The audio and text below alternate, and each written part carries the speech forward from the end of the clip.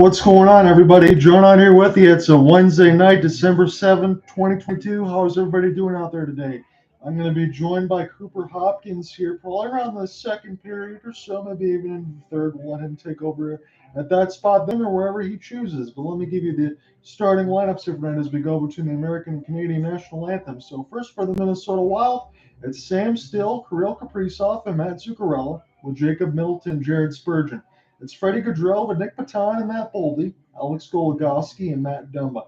Joel Eriksson will be on the third line center with Jordan Greenway and Marcus Foligno, and then Connor Dewar from Mason Shaw and Ryan Reeves. John Merrill and Kalen Addison will be the third line defense with the Flower, Marc-Andre Fleury in net. And for the Calgary Flames, it sounds like this: Elias, Lindholm, Jonathan Huberdeau, and Tyler Toffoli with Noah Hanifin and Rasmus Anderson. Nazem, Kadri, Dillon, Dube, and Andrew Mangiapane with MacKenzie, Weegar, and Christopher Tanev. It's Michael Backlund, Adam Ruzicka, and Blake Coleman on the third line, with Kevin Rooney, Milan, Lucic, and Trevor Lewis lining out line four, with Nikita Zadorov and Michael Stone.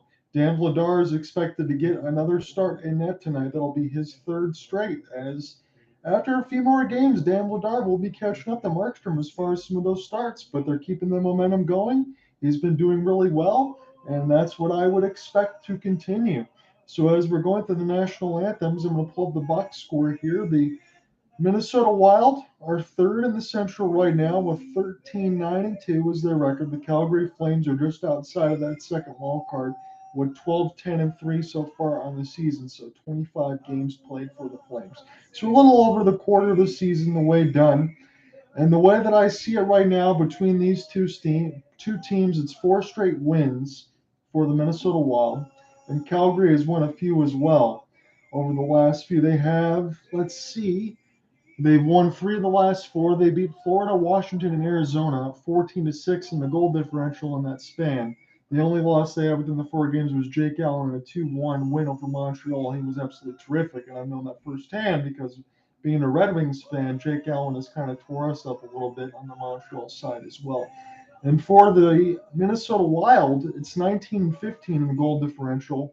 A pair of 5-4 and 6-5 shootout wins over the Anaheim Ducks and the Dallas Stars. So that's how Minnesota's going to try to get this going tonight. And I was surprised when you looked at the over-under to start this game. It was sitting straight at 6. I think we're going to go way over tonight. Unless Dan Vladar continues to put on the same kind of show that he's been, I would expect a lot of goals being scored tonight. Kirill Kaprizov, he could set a franchise record for Minnesota. Goals, assists, and points. Not even Wayne Gretzky did that. That's what Kirill Kaprizov can do. If he gets just another point here tonight, would be another goal. So Marc-Andre Fleury, 9-5-1 with a 304 goals against an 895 save percentage and 1 shutout. He's not the goaltender that he once was, but you have to still expect that Marc-Andre Fleury can be that guy every once in a while. They're going to need it tonight. 4-4-1, 2-5-4, 9-14 is Dan Vladar on the other side. Again, he's been really, really good of late. So we're going to find out just how many goals are going to be scored here. So John out here with you on the play-by-play from the Scotiabank Saddle Dome. Again, I should be joined by Cooper Hopkins momentarily in the second period or maybe even the third. We'll take the rest of this. So thank you for joining me here on a Wednesday night. I might have to do a little bit of an assignment adjustment because I couldn't cover the Lightning and the Red Wings yesterday. I might have to do the Hulu only Florida Panthers Red Wings on Thursday because I'm just too excited. I got to see my team play because after they got that win against the Lightning, I kind of see what they want to do against the Florida Panthers. So we're underway right now, and the Minnesota Wild will be going left to right here in this first period. They got the white jerseys in the top of the green shoulder, as Calgary's still kind of rolling with a little bit of those alternates there that I like. Good mix of color there. As Coleman got a piece of it here, but Minnesota's got it here with Jared Greenway. He's going to fire this one wide just to the right post. It goes up and on a play. And we get our first stoppage with 19:35 left to go in the first. So it really is as simple as this. If Calgary wants to win this game tonight, they've got to be able to keep the puck out of their net. I know that goes as a common saying, but Minnesota of late has been absolutely lighting up the scoreboard. And they're getting back to how they usually play over the last couple of seasons, where they're just going to play fast and loose. And it doesn't matter if they give up 6 or 7 goals. If they score one more goal than you, that's all they care about. So Kaprizov letting it go through the deflection that was stopped by the right pad of Dan Vladar. Dillon Dube will collect now near the right side red line as Calgary can finally get this out. They're going to attempt to go right to left across the radio dial as Ruzicka gets knocked off the puck, and Jacob Middleton will play this with the backhand. This gets dumped in deep as Nazem Kadri puts this slowly around the kick play, gets around Matt Zuccarello, goes back down to Kadri with a couple active stick checks, and now picked up by Minnesota. Kirill the Thrills got it now near the right side dot, but he was bodied off there by MacKenzie Weegar. As this goes back around, Zuccarello tries to get to it. Nice setup there, but Zuccarello got to collect off the backhand as this goes on to Matt Dumba. They'll crisscross there with Greenway as Dumba gets worked off the puck. And now it's Sam Steele. He's sitting on the first line center nowadays. Dumba will collect now near the right dot, looking for a deflection off the stick of Steele. And that one goes wide before it hit Vladar. All sorts of puck possession right now for the Wild, and a broken stick and a one-time goal.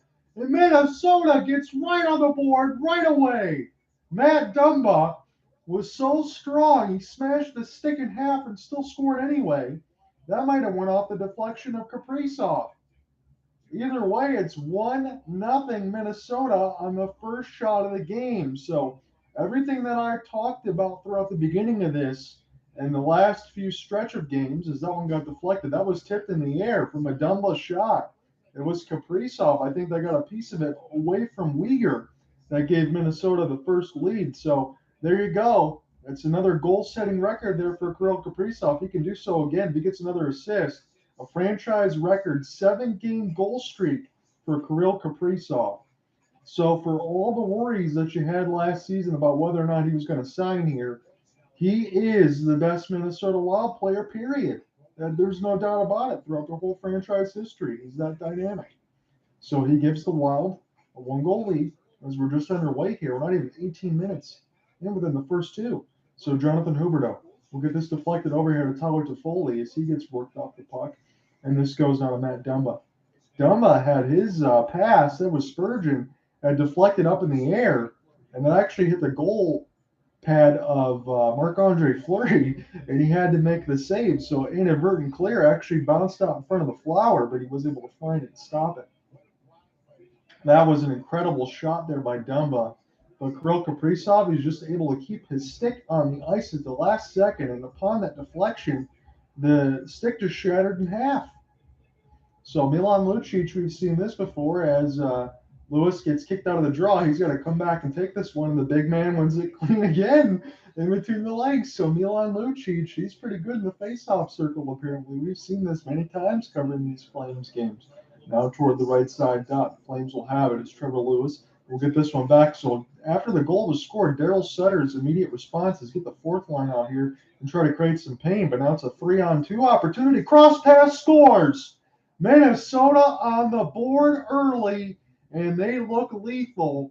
It's 2-0 against Dan Vladar. 17:35 left to go in the first as Shaw makes it 2-0. That was a 3-on-2, and it was all sorts of time for that cross pass. Shaw's just left unchecked. Nothing Dan Vladar is going to be able to do. Nikita Zadorov couldn't even stop it toward a dive or anything else. He just kind of watched that pass go by. And the nightmare start for the Calgary Flames. 2 straight goals here for Minnesota, and I really don't think anything Dan Vladar could do, but they just showed a shot of Jacob Markstrom there just to see if maybe he might have to get back in this game. And if it is Markstrom, I know he's not been the same guy from last year, but this is the type of team right now in Minnesota. I don't even think it's not going to matter who's in net. And if Calgary doesn't score this next goal, you could be looking at a situation where things are going to get ugly early. Hell, when I just looked at the last scoring outburst, it is 6-0 Sabres over the Blue Jackets. That might be the same type of game that we're looking at between the Flames and the Wild here. But who knows? It's still not even 3 minutes into this first period, and it's 2-0 Minnesota. So passed and off the boards. This touches the goal stick of Vladar. He plays it quickly, and Rasmus Andersson will get this now to Nazem Kadri. Again, the only thing Calgary can do right now is just try to get some shots on goal and make something happen. As this gets picked up by Greenway, this shot gets deflected. As some of the Flames are worked over, it's busy behind the office here of Vladar. And this has to get picked up now by Mikael Backlund as Dube absorbs a hit and it goes down. So Shaw with his 4th of the season from Dewar and John Merrill, the former Detroit Red Wing. He was on the New Jersey Devils as well. 5 shots to nothing and 2-0 on the scoreboard in favor of the Wild. It's been all Minnesota right now. It's, again, when you talked about it with Dean Evason over the last few weeks, this Minnesota team was playing more of a defensive style. They were not playing their open offense per usual. Now they've gotten back to that and they've kind of found their identity again. Minnesota's a team that's just going to outscore you. It's nothing else. They're not going to do anything else spectacular, but if they can score more than you at the end of the day, that's all they really care about. So Foligno trying to get this in deep now around Zadorov as Joel Eriksson will collect. Zadorov knocks that one away, but Joel Eriksson able to keep this alive as this goes now between Greenway. 2 goals in the first 3 shots, 58 seconds apart. That's where we are right now as Nikita Zadorov can finally get away in through the neutral zone. He's just going to go ahead and take his change up a long dump in as this hits the stick of the flower. Plays this one here for Matt Dumba as this bounces in between the players' bench but stays in play. And now MacKenzie Weegar can collect this in the neutral zone. Backlund's pass. It was a fluttered one that was trying to find one of the ones in front. Luckily, a penalty is not called here for Calgary, but here comes a good back check here by Christopher Tanev as Sam Steele got knocked away from the puck. He's going to collect now. Cross pass against Vladar. He made a big save. Second rebound, another save for Vladar. And Coleman will get this one down toward the left side faceoff dot. So Dan Vladar's been tested early. He's made a couple good saves, but it's still 2-0 against him. And again, the last game was a 6-5 shootout win, and this looks like a total shootout at the OK Corral, but it's all one-sided right now with 15:32 left to go in the first. John Under with you from Scotiabank Settle Dome. We'll see how Cooper Hopkins feels when he joins into this one. You did ask me at the last minute if I was going to cover it, and I did say yes, because when I looked at the back end of Boston and Colorado just has a mash unit out there right now. They got about 11 injuries. And a lot of them are all major players with at least about 7 of them as they're sitting in the wild card spot. Again, I don't think there's any danger for the Colorado side of it at this point, but you just got to get to the month of January as we're going to be getting there close once December ends here and see if Colorado can regain some of their health. As hybrid icing's called, as Jacob Middleton will pick this up. 6 shots to nothing in favor of Minnesota, 2-0 on the scoreboard. It's been quick. And it was all in flashes, about 50-some seconds apart. And once we actually get our first immediate timeout, I'll get some of these goals typed in because it's just been quick here. So defensive zone faceoff win. Rasmus Andersson will hit this around the kick plate, trying to find Tyler Toffoli now. As I pull out my ESPN box score, it was Kirill Kaprizov at 127 from Dumba and Zuccarello, and then Mason Shaw at 225 from Connor Dewar and John Merrill. That's why it's a 2-0 lead for the Minnesota Wild. Into the neutral zone. Picked up by Hanifin, but lost in between the skates. Is Minnesota able to win that puck battle? Gets it clean. Matt Boldy gets it away from Hanifin. Hanifin falls into Dan Vladar. And they're lucky that Minnesota didn't even get a shot off there. And now it's Dillon Dube toward the right hand. He's going to pick it out toward his forehead, and they go D to D. Nikita Zadorov. As Nazem Kadri looking for a slow deflection with Tyler Toffoli trying to sit up there. Kadri going to pick this up in the high slot, shoots it high. This bounces up out of play, so it's going to be a neutral zone draw. 14-22. Calgary still does not have a shot on goal yet, as it's 2-0 for Minnesota. So for Marc-Andre Fleury, we talked about some of his numbers, but his illustrious career, again, he's a first ballot Hall of Famer to me, no doubt about it. I don't think anyone's going to argue that point with the multiple Stanley Cup winner, but a little long in the tooth now here for the Flower, but you were wondering where he was going to sign toward the end of it. He picked Minnesota again, probably feels comfortable there. He knows he's got some offense behind him, but I think even Marc-Andre Fleury with the sub-900 save percentage knows he can pick it up a little bit, and if they do, and they can get a little bit of help there from the other part of Gustavsson, Minnesota should be fine. I mean, everything else that Bill Guerin did as far as buying some players out there with Zach Parise and Ryan Suter, you brought that in there to get offense and try to win now. And you think about Calgary in that same spot, that's exactly where they are too. As this is picked up now, Ryan Reeves gets worked off the puck there. As Trevor Lewis tries to put a body in. And now picked up through the neutral zone, Minnesota. They're just going to hammer this down. As Dan Vladar will go ahead and reach for it, and it goes back to Nikita Zadorov. So Third line defense here was Zadorov's got a lot of extra time right now as this gets taken away from Coleman. Good entry there for Greenway into the neutral zone, and good active stick check by the Flames as Michael Backlund knocks it away from Eriksson. Again, pounded in around the kick plate as this gets picked up by MacKenzie Weegar, but Foligno is pounding him like crazy. And again, the forecheck here for Minnesota has been able to be a little bit extra effective because they already got a 2-goal lead. Dumba lost it. And now Weegar going to drop this one toward the right. Down, huge rebound, big save by Flower. And then another one is on the left side post. As Calgary still has it, 2 saves by Marc-Andre Fleury. Trying to get around the referee is one of the Flames players now. I can't get a number on it, but now it is Backlund. Backlund's going to put this out toward Coleman near the left dot. As MacKenzie Weegar is still out there on the forecheck.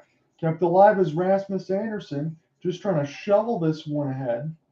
And Calgary gets a pocket pick there momentarily, but Minnesota finally gets it out. So Marc-Andre Fleury had to make a couple big saves as the Flames finally got their first answer with a couple shots on goal. 6-2 now on that side with a 2-0 lead for Minnesota. They got this near the left dot as Sam Steele's shot goes just wide. Spurgeon will recollect. Back to Steele and behind the office of Vladar as this gets backhanded ahead, but it wasn't far enough for Huberdeau, so Matt Zuccarello gets the easy interception as Kirill Kaprizov's going to wait now. And behind the office, this is picked up now by Rasmus. And Calgary just needs to get this to the neutral zone, try to get more shots back on Flower. They had the one little possession there for about 15, 20 seconds, and that's all right now. So Jacob Middleton will get this in behind the office of Flower as they'll try to go left to right of the Minnesota Wild. Zuccarello will just dump this right in as Nick Patan will try to win the race there against Nikita Zadorov. Good outlet pass, but a little too far there for Dillon Dube, a little too hard off the stick. And this goes back to the defensive zone as Greenway will pick it up. It goes off of the skate blade there of Addison. Third line defense there for Dean Edvison. And now Zadorov will collect again. Zadorov's had a lot of ice time right now as Nazem Kadri just plays this one ahead. This goes off the stick of Flower. Mangiapane tries to intercept near the left side red line. This finds Kadri. Good active stick checks there by Addison to knock it away. And now it's Sam Steele trying to find Kirill Kaprizov, but Calgary trying to make some life difficult into the offensive zone. And now it's Frederick Gaudreau. Cross pass, and that shot got flubbed as this is near the right side red line. Picked up and corralled by Calgary. It's Dillon Dube back all the way in his own end. Dube is going to flutter this one ahead with a shuffle pass and go ahead and go to the bench. Alex Goligoski, former Arizona Coyote, great moving through the Ryan Reeves that was and through the neutral zone as he goes all the way back to get it. He's kind of got that little truclucence, the little truck there for Ryan Reeves, get that reverse hits and things like that. He loves the physicality, and he can do that. Milan Lucic out there as well. So if you see Lucic and Ryan Reeves and you see a fight, we could be treated to a really good scrap as we're almost halfway through this first period. It's fast moving at that. Couple quick goals there for Minnesota, but we still don't have a TV timeout as we're about halfway through the first. Intercepted now near the left side red line is the Wild trying to get back on this. Christopher Tanev trying to cancel the puck away from the left side red line. Adam Ruzicka gets a piece of it, but only momentarily as Nick Foligno is still keeping that alive along the left side boards. Freddie Gaudreau. It gets knocked away from him. It's Spurgeon into the deflection, picked up now by Michael Backlund. And now it's Adam Ruzicka. Ruzicka got knocked down. He fell hard toward the right side boards. Might have got a stick inadvertently underneath him as we hit past the halfway point. Spurgeon. As this goes past the glove hand of Dan Vladar, and there was a mess in front, but it was cleaned up by Nikita Zadorov. Outstretched pass to the Flaming Sea. Picked up now by Elias Lindholm, and this goes right into the catching glove of Marc-Andre Fleury. That should give us our first TV timeout. 9:29, 7 shots to 2, and it's a 2-goal lead for the Minnesota Wild. Come right back.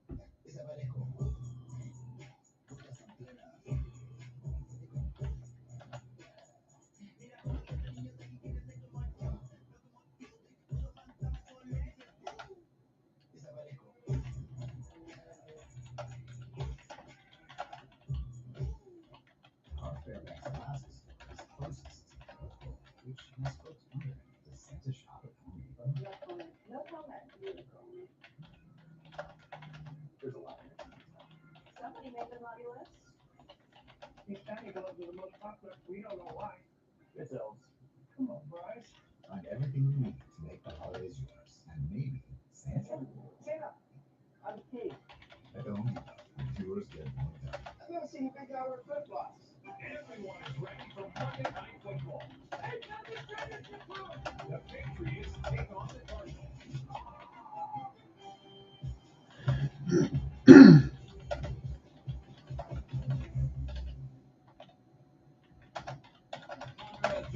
Having some fun before this one, and you know the National Hockey League, you still got to have some fun because for Mason Shaw, he wasn't sure if he'd be here, so he's enjoying every moment. Back in 2019, tore his ACL for the third time down in the American League. His dad here at his feet and counts on the farm in Wainwright said, listen, that's enough. I got to go. Coach and staff there and said, look, leave him with us. He's a part of this team. We'll look after him. So playoffs is going to be a part of it. He's staying. And here it is, that journey to get back to the National Hockey League and scoring his whole career tonight, guys. Right, terrific year last year in the DHL. Iowa Wild, had 52 points in 62 games. Gets to the NHL this year. Lloydminster, Alberta native. Calgary. So they were talking about Mason Shaw on the Sportsnet feed here for Calgary Flames side for the Minnesota Wild product. He tore his ACL 3 times, and now he's got a goal here, the second one at that for the Minnesota Wild, the former Alberta native. So good story for that as far as perseverance. My goodness, you can't imagine doing that 3 times. I never had a significant injury myself. But with those cerebral palsy, you deal with that day to day, but still, that's an incredible story. So this is picked up now through the neutral zone. The Spurgeon and Zuccarello with an extra pass. This gets picked up again by Kirill Kaprizov with the help of Spurgeon. Now this goes back to Zuccarello. And Minnesota will reset into the defensive end. It's a 6-3 lead on the Calgary, but a 2-0 score lead here for Minnesota. Backhanded for Kaprizov. He just did that a little too nonchalant, but Dan Vladar able to make the save anyway. This Kirill never afraid to show his skills, but I think even more so when we talk about it in the beginning of this contest. You give Minnesota the lead to go free and easy. You might see something like that where you just go for a quick menacing backhand for Kirill Kaprizov. Try to go ahead and get around Chris Tanev, and that looks a little scary. So 17 of the Wild's 77 goals this season, 22% of their offense, Kirill Kaprizov. And he is that good, folks, no doubt about it. You are watching the superstar. This one goes down the ice. Picked up by Noah Hanifin from Dan Vladar. Good active stick check as Boldy able to knock it away, but here come the Flames. Dillon Dube trying to leave this one here for Nazem. He's stuck down near the right board. He's going to stop and start. Instead of teed up for a bomb, and that one goes way out of play as it went off the stick of Fleury. That was Michael Stone. And again, every time Cooper Hopkins talks about Michael Stone, he's a guy that can shoot it well over 95 miles an hour. As we get another commercial break. Come right back.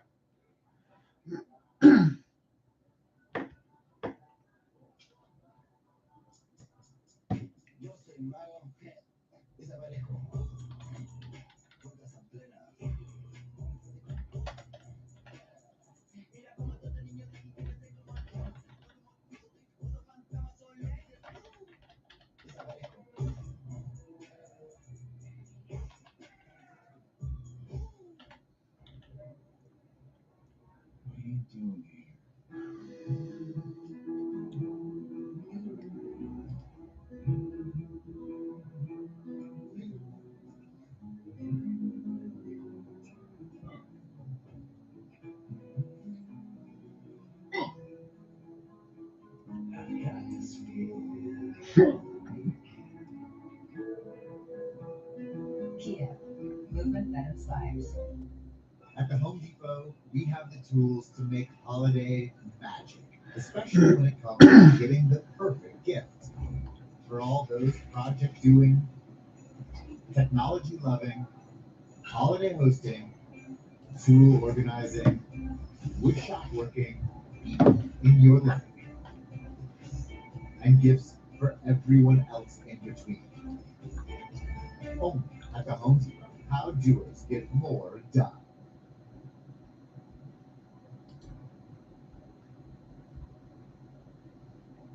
Franchise record season rolls on a 13-game point streak. He is cruising a 9-game. So I wanted to get to this, a 13-game point streak, a 9-game assist streak, and a 7-game goal streak.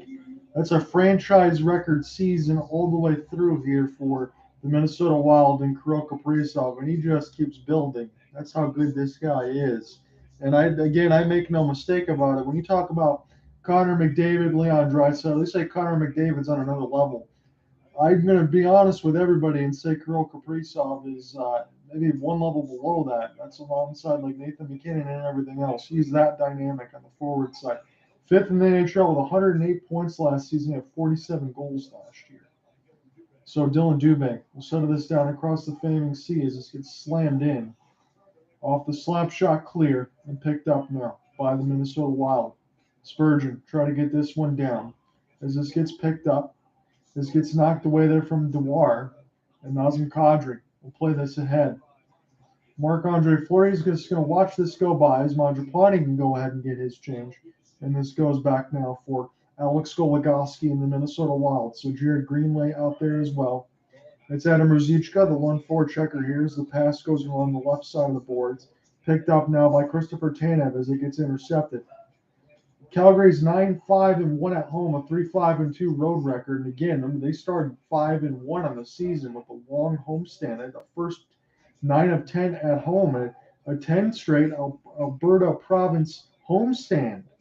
So this is a team that's still in Calgary. They've done well of late, but Minnesota has too. And both of these teams need to get this win. Just like a lot of times when we do this broadcast, these are our teams right now between Calgary, Minnesota, and everything else in the lake in the West. That if you're not one of the top teams like Dallas or Winnipeg and things like that, you really need to get this win to be able to stay in the playoff hunt because Seattle's done so well and Vegas has done so well.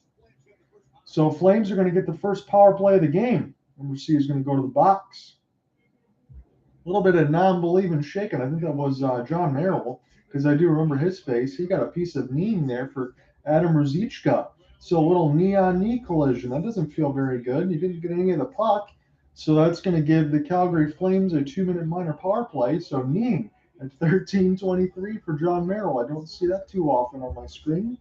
But nonetheless, it is a power play opportunity for the Calgary Flames. It's now 7-5 on the shot board. It's Freddie Gaudreau versus Nazem Kadri. 20% are the Calgary Flames, which is 25th on the power play. So that's got to be a little bit better. And Minnesota's penalty kill is in the 80 percentile, which is about where it needs to be. But Calgary would want to move their power play up about 5%. They kind of score by committee more than anything else. Huberdeau going to leave this back now here for Anderson as it goes to Toffoli near the right dot. Going to drop it here for Anderson. Set up here, extra pass. Toffoli going to let it go. He whistled that high and off the glass. I don't even think that hit the bar, but it did go all the way back to Rasmus Anderson. Jonathan Huberdeau with an expert pass. Toffoli sends it across with another shot as that one goes just wide as Fleury didn't even know where it was. So Rasmus Anderson now with Huberdeau near the left side dot. He was looking for a hopeful pass. That one bounces up into the plate. And the one thing I say about Jonathan Huberdeau, I feel like I bang this same drum all the time. Shoot more of these pucks. Again, he's a guy that can get you 30 goals in the season, no doubt about it, but he loves to pass. And I guess that one for Toffoli did bang off the right side of the crossbar, hit the top side of the crossbar. It didn't have a chance to go in, but Marc-Andre Fleury, what I always love about that is when he sees it hit the post, he always gives it a little bit of rub and say, thank you. I appreciated that, good sir. So it's Dube, Ruzicka, Mangiapane, Stone, and Hanifin on the ice for the power play here for the Flames. We'll see if Ruzicka can win this draw, but he might not have that opportunity right now. So he's going to get kicked out of the draw. It's Dillon Dube and for Ruzicka instead. Dube wins it toward Ruzicka. Ruzicka can get this now to Stone, and they play this quickly now near the left side faceoff dot as this drops back here to Michael. He's going to play this here to Dillon Dube, rattle this around the kick plate. And now it's Noah Hanifin's turn to make something happen. But good forechecking there by Minnesota Wild. Try to get something going as they're just killing the time essentially here for Calgary, not letting them get going. 4 for 4 in the kill against Dallas in the 6-5 shootout win last time they played. So Stone gets this one here to Hanifin, who goes back to Stone. He's just going to dump this one in across the red line as this gets picked up quickly here.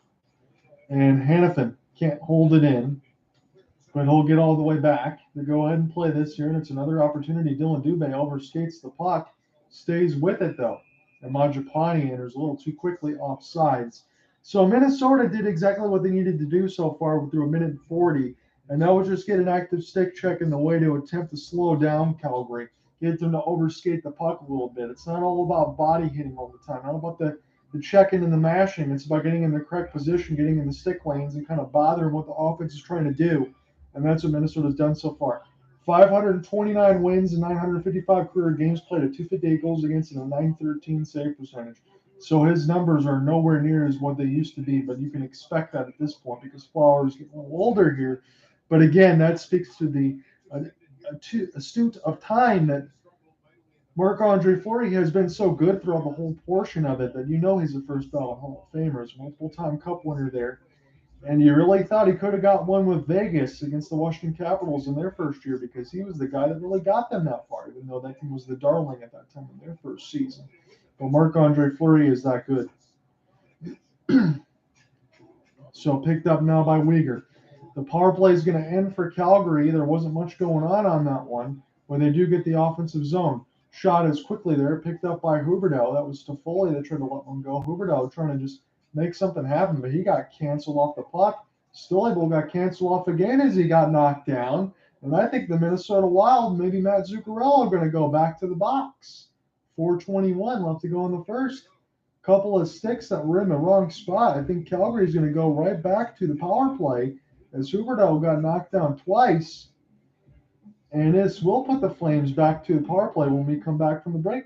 If you're wondering, has there ever been a time like this? You need a time when these guys were all over the place. And I mean all over the place. Look at that smile. What's going on, Marpole? How you doing? Cooper Hopkins is going to join me here probably in the middle of the second period or maybe even the third. So it's not going to be me the whole way. He's going to call the rest of this game. So I hope you're having a good one. I may have my schedule adjusted slightly. I'm going to do work for the Thursday game. It might be the Red Wings and the Panthers instead of the basketball contest because I didn't get to cover Lightning Red Wings yesterday. Considering the way that was, I think I might want to have to go back and cover my team. But it's a good job just chilling and having a good time there. Appreciate that. Appreciate you always following along and sticking with me.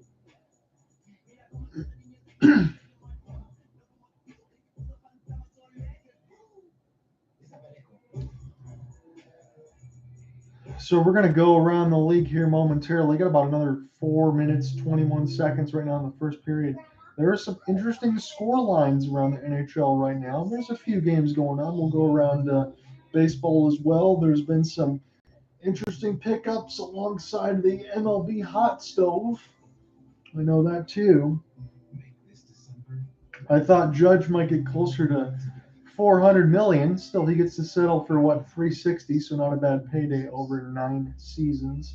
I think that's going to put Aaron Judge around the age 38 age by the time that's all said and done. But again, he's like a 6'6" freak as far as how big he is. 9-4-1, 254 goals against, a 910 save percentage. It's since 14 games. So first 2 starts, he had a lot of goals against, and ever since then, Marc-Andre Fleury's kind of holding it down, is what they're showing. So Matt Zuccarello gets called for tripping here, so Calgary quickly has back-to-back power plays. Huberdeau looking for the deflection, and that one goes down to the right side dot and cleared all the way down. So Minnesota did a supreme job in their first penalty kill. We'll see if they can do a lot of the same here again. The shot totals are low at 7-6.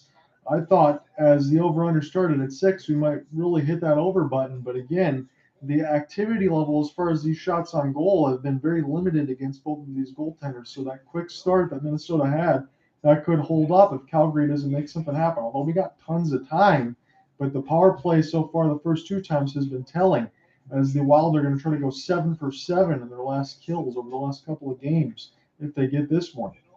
Picked up now by Lindholm. Side of the goal gets this pass back toward the right side dot as Lindholm will touch and go. This gets picked up now for Nazem Kadri. It's Rasmus Andersson.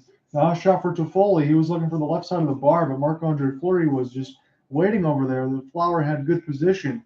And this goes down to 50 seconds on Calgary's second power play as Weegar will get this one to Hanifin, trying to go power play quarterback here to hit Ruzicka. And that pass was picked off, but it went all the way back to Hanifin. So Minnesota, again, doing what they need to do without having to throw the body. They're more of a skilled team, not a very physical team. with the exception of Ryan Reeves, and you know how he's going to be when he's on the ice. Stone, now to Hanifin. Hanifin holding, looking for the deflection for Dube, and that was a little long toward the right side post. This is intercepted here from a Stone forward pass, and this goes back to Dan Vladar. So 0 for 2, it looks like Calgary is going to be on the power play. They got to get something going here. It's not look very good. Adam Ruzicka now near the left side red line as this gets canceled off here by the help of Mangiapane. Dube tries to pick it up. Hanifin will jump in as now this goes back there to Mangiapane. The penalty has been killed. It's a back-to-back one. The clear went off of the skate of one of the Flames forwards as Matt Zuccarello comes out of the box to try to pry that puck loose, but Weegar has it across the Flaming C and now goes back across the defensive end as we hit the 2-minute marker. Shots are now 7 aside, but it's still 2-0 here for Minnesota, courtesy of Kirill Kaprizov getting the first, as you would expect. So Mangiapane play this one here forward here for Toffoli, and now it's Coleman. Coleman with the drop pass for his defense is Christopher Tanev trying to keep this alive. It's Toffoli off the backhand now for Michael Backlund. Backlund will get this now near the left side dot. Backlund still with it. Tried to center one right to Toffoli, but that just didn't hit his stick. And now Minnesota's got it now. Toward the red line, Boldy gets worked off the puck. This goes down the ice, and it's casually played to Vladar to MacKenzie Weegar as we've hit 1:20 left to go in this first stanza. Jonathan Huberdeau trying to get the pass across as Elias Lindholm will get around Nick Patan. We'll circle this around the kick plate as it goes D to D. Zadorov, he's going to let it go through the screen, but a great block there by Jared Greenway. As this goes now to Elias Lindholm. He's going to enter. It's 1-on-3. Power move in behind the office. Still with it. Trying to drop it in for Dube. Marc-Andre Fleury. Snow Angel with a couple of saves. He didn't need to do so on the first one, but the second one just casually hit his left pad. And somehow he was in the right spot. He made it look a little more crazy than it needed to be. Mangiapane with a burst of speed. And now this goes back to Dube. Dube is going to get back on his horse into the defensive end. As it's now 8-8 on shots, and Nazem Kadri gets his pocket picked. Now onto the neutral zone as Ryan Reeves gets it in deep. Vladar lost it through his skates there momentarily, and now they collide to Zadorov and Vladar, but the ref blows the play dead, and now we're going to see if Dan Vladar's okay. That looked a little bit more inadvertent and an accident more than anything else, but players are going to come together. But it was a big body Nikita Zadorov and his own man and Dan Vladar, maybe even Greenway as well, Dumba. I'm going to see if I can take a look at this replay. So they're showing the Lindholm opportunity, and that was a fluttered opportunity by Dube. That was saved. The shot was a little weak there as it fluttered in the air, but that was a spectacular save there by Marc-Andre Fleury. And Zadorov, yeah, it was one of the defensemen for Minnesota rather than Zadorov that ran into the right leg of Dan Vladar. That was Greenway. So this is going to put Calgary on their third power play of the game, and it's 24 seconds left to go in the first. So they've had their opportunities to get back in this one. Dean Evison can't believe it. But Calgary now, shots are 8-8 across. They're still down 2-0 on the scoreboard, but it's a power play that will carry over to the second if they don't score. So Nazem Kadri trying to win this one with the help. They're just bodies down on the ice, picked up now by the Flames. As they'll go D to D, it's Lindholm now. Rasmus Andersson now with Kadri. Andersson will get this one back, and he gets it now. There's a chance for Huberdeau right off the pad of Marc-Andre Fleury. Andersson will keep this one in. They got to shoot this quickly. 2 seconds down to 1. That's going to end the first period. 9 shots to 8 in favor of Calgary, but they're down on the scoreboard 2-0. They're going to have their third power play still resuming when we start the second period. Come right back.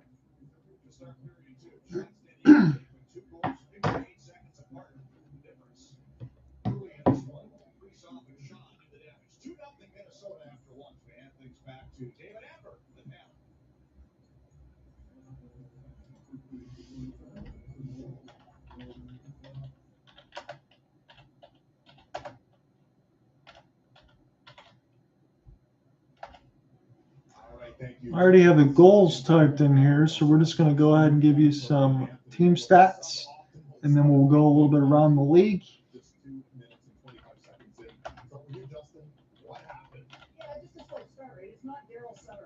This is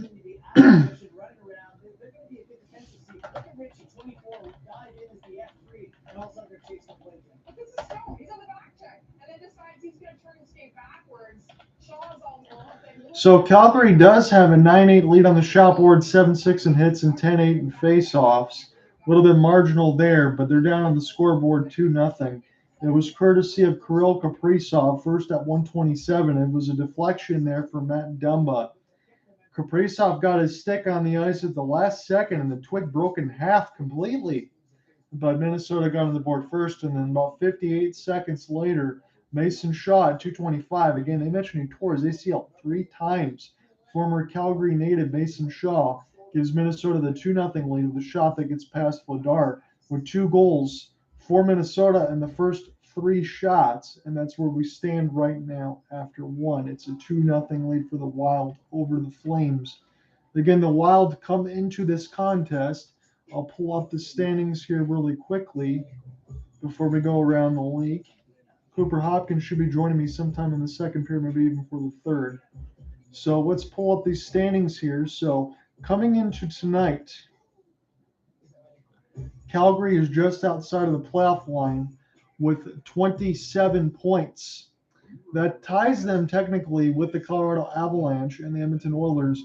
Although Colorado has a couple games in hand, they will be in action tonight. So a couple games in hand in the last Calgary will do 26 games play. Colorado will be at 24 at the end of the night when they play the Boston Bruins. It's going to be a tough task here for Colorado because, again, they have double-digit injuries throughout the whole team, and at least 7 or 8 of them are main line, first to fourth line starters. I mean, between Nathan McKinnon and guys like that, Gabe Landeskog, the captain, still not has played throughout the entire year.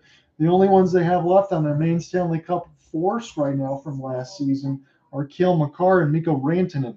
So Colorado is dealing with a host of injuries, so it's going to be a tough task for them to go ahead and beat Boston tonight, but they are at Ball Arena.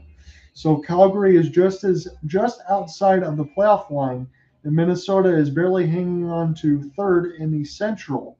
Calgary is in the Pacific. Minnesota is 13-9-2. If we look at our expanded, let me see if we can do that. So Colorado is in the wild card spot, so you would have 4 teams from the Central in the playoffs right now, with 4 teams in the Pacific, as Edmonton's got the first wild card spot, although Edmonton is 14-12 on the season. Yes, you've heard that correctly. 12 losses, none of them in OT, so that's 12 extra games where Edmonton has not picked up any points in their 14 wins, and that could come back to bite them, no doubt about it.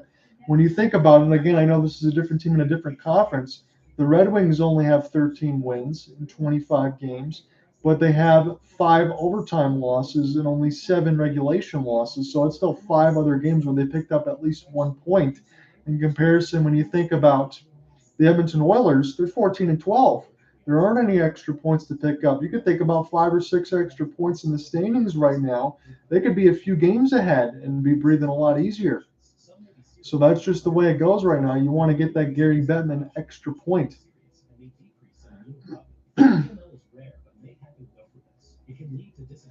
So I want to get these comments here from Maripool. So Wilson Contreras got traded to St. Louis for $86 million, about 15 per for 5 years at the time of the signing. I think that's a great signing there, Maripool, for the St. Louis Cardinals, in the sense of you go ahead and replace Yadier Molina, who's a long-time Cardinal, alongside Pujols and guys like that. Wainwright's going to be returning. But it's one of those situations where you replace a guy that has a lot more offense than Molina did, with the exception of a handful of years. Molina's always had his acumen on the defensive side and being a great defensive catcher. I think Wilson Contreras can bring you a lot. And I really like that signing. We're going to go around the NHL league, and then we're going to go around the NBA side, because I know you gave me a couple NBA scores. So the Columbus Blue Jackets have just scored. Although, guys, they were down 6-0 at the end of the first period to the Buffalo Sabres. Tage Thompson already has a hat trick. That's 3 goals for those that are keeping score at home. The Flyers and the Caps are tied at 1. The Wild and the Flames are 2-0. That's our game right now. Cooper Hopkins should be joining me here momentarily in the second or in the third. The Bruins and Avalanche, that would have been the backup game if I couldn't do this one tonight. That's at 9 Eastern. Bruins are 23-1. I did that game, and Maripol was there for the shootout victory there for the Vegas Golden Knights against Boston. And that was the first home loss for Boston at TD Garden. They're now 14-0-1.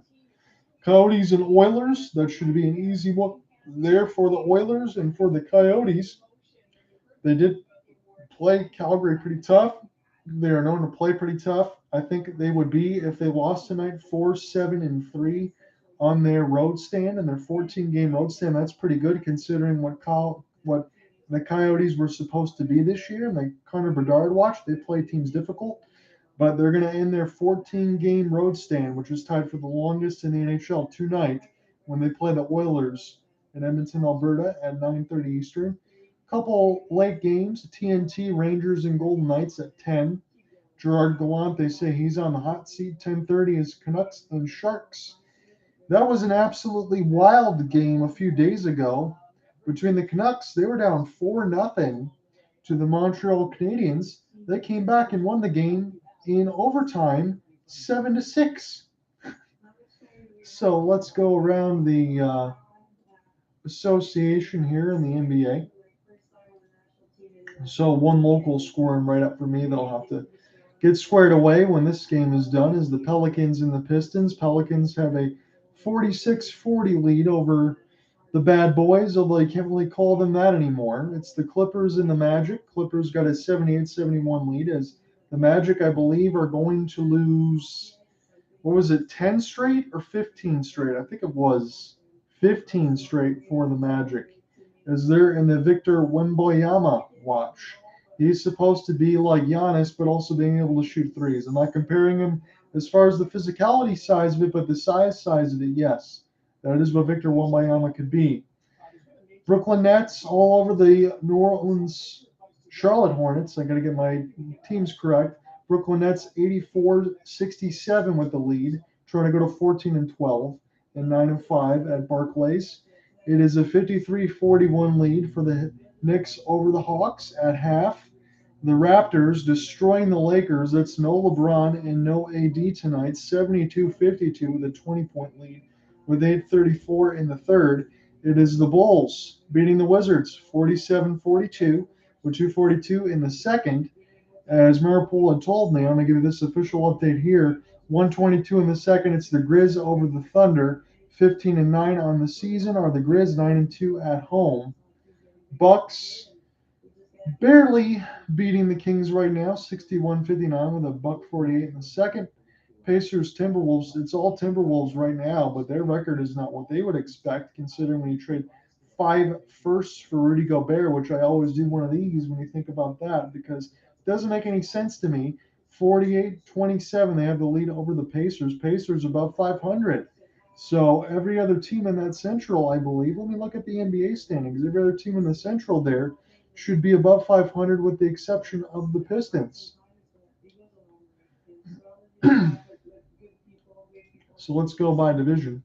So yeah, the Bulls are 9-14. So wow, Bulls have really fallen apart here. They were not expecting this. So Billy Donovan is definitely, I would imagine, on the hot seat, injuries or not. That is not a record that the Bulls expected. Pacers are fifth in the playoff seeding right now. They're not even in a play-in spot. They're fifth at 13-11. Boston Celtics still first at 20-5. I'll have to get back into an NBA assignment here pretty soon because I got to get back into the swing of things. We're doing a lot of NHL stuff as we go along. Cavs are still at 3 with 16-9. They had such an outrageous beginning, cooled off a little bit of late. And the only 2 playoff spots right now in the Southeast, one of them is a play-in for the Wizards at 11-13. The Hawks are 4th at 13-11, so everybody's bunched up right now. Phoenix Suns 16-8 in the West. Sacramento Kings are in a playoff spot at 13-9. That's probably the best they've ever been since they had Chris Webber and Mike Bibby and Peja Stojakovic. It's been a long time. Clippers holding on to that 6th spot as they continue to try to get healthy with Kawhi Leonard and Paul George, 14-11. Pelicans at 15-8. Zion still is always in and out of the lineup. Dallas have won a couple games of late. They're now 13-11 since losing to the Pistons over the last couple. Really, in the West, I don't think anybody's out of it in this stretch just yet, at least the Lakers of late. They're 4-0 and against the Southwest, so that does help them in the sense of the Pelicans, Grizzlies, Mavericks. It's pretty good, even if it's just the Spurs 3 times. You got to get those wins, but again, that's 3 of their wins in the fourth and the Southwest are against the Spurs that are 6-18. But you win what's on the schedule right now. But as far as the East, this early in the season with about 25 games played, I can definitely say we can go ahead and write off the Magic. We could probably write off the Charlotte Hornets at 7-17. That's a little bit disappointing considering with LaMelo Ball and some other pieces that they could still have that I'm sure Michael Jordan would want them to do a little bit better. A lot of respect there for Oklahoma City Thunder to be 11-13 considering no Chet Holmgren. I understand you have some stuff with Josh Giddey and Shea Gilgeous-Alexander is an absolute unit, but I don't think anyone expected them to be that good. The Jazz still hanging around 14-12, although they've fallen off quite a bit of late since the outrageous start where they were the best in the West for the first 13 games. Ask your doctor about starting with 2 times a year Ocrevus.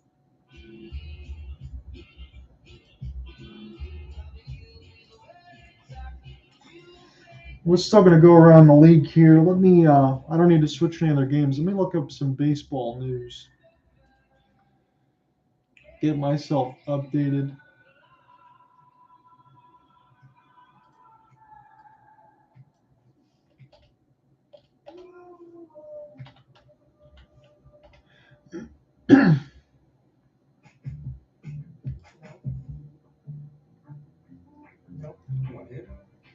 So the Red Sox today got Masaka Yoshida, 5 years, $90 million. They say he has an 80 grade. This is according to ESPN Plus. Not sure what the grading would mean. They gave it a C minus. They say it could be a little bit like Dustin Pedroia minus the power. That's a very high grade for a C minus. If you compare him to Dustin Pedroia, you would think about at least an A minus. So we'll see how good Yoshida can be. As you said with Wilson Contreras for Yadier Molina, 5 years, $87 million. They gave that an A minus. I think Wilson Contreras is one of the better catchers, period. Again, you always think about him with the Chicago Cubs, World Series and things like that. He's still young enough in the sense that makes a lot of sense. I mean, look at what the Cardinals did with Paul Goldschmidt and Nolan Arenado. You get somebody like William Contreras that'll go ahead and bring that offense and still do a lot of the same things. He is one of the best hitting catchers, period. So great signing for them. I didn't think that was too much money either. Kenley Jansen goes to the Red Sox, 2 years, $32 million. They're going to give that one a B. Kenley Jansen getting up there right now, but he's still got the fastball and the cutter. And hopefully he can get closing out some games in October because Red Sox want to get back to that point. Jose Quintana, the Mets, 2 years, 26.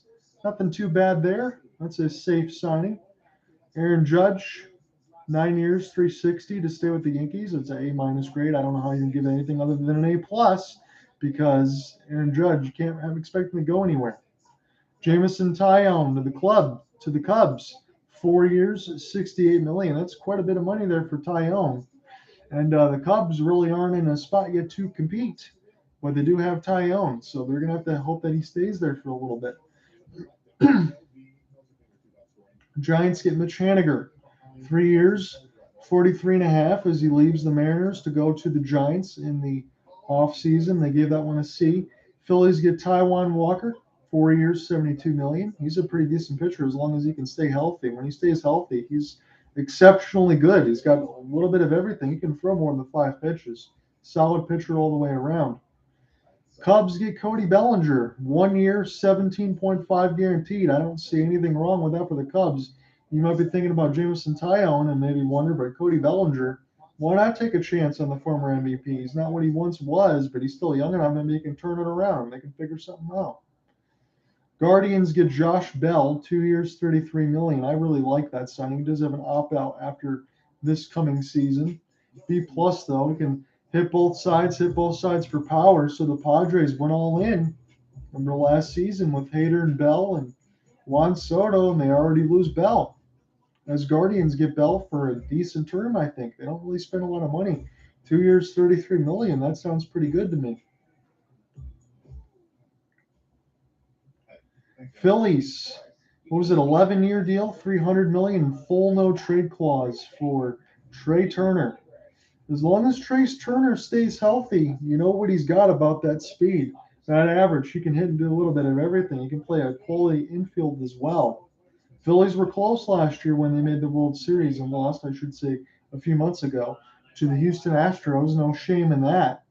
But Trey Turner, he's a damn good player. And you'd expect that to continue to do pretty well, at least for 5-6 years, maybe not all 10. But when you're getting deals like that, you know, mostly when you get players like that, you got to pay for that back end of the years because they want the security. Justin Verlander, we knew about this from a couple days ago. Former Tiger here, and he's been all the way around. He's won a couple World Series with the Astros. How about 2 years, 86.66 for Verlander for the 39-year-old? Or a 40-year-old, I should say, Justin, 39-year-old Max. Vesting option for a third year. Still getting a lot of money. And he gets to move Kate Upton right back into New York, or she can go right back through her modeling opportunities. So that's a win-win-win for Justin Verlander, just for a day. I wish I was Justin. No disrespect to my fiance, because I'll be honest with you, Lauren's pretty much right on par there with Kate Upton. I'm not trying to be nice. She is gorgeous too, but Kate Upton is a supermodel. And Verlander does drive a Ferrari. So Rangers did get DeGrom on a mega deal, 5 years, 185. That one, honestly, I really didn't understand. The Rangers said they know they want to go ahead and sign. I'm not saying DeGrom isn't great, but you know DeGrom, he does get hurt, and he usually only pitches about 5 innings a game. Makes a lot of sense that they want the pitching. They need it, but they spent all that money already on Seager, spent all the money on Simeon, you spent all the money on DeGrom. The Rangers want to just throw cash at all these players, and yet not all of these guys are young. And that's the issue that you could run into. We'll get into more of them when we come back.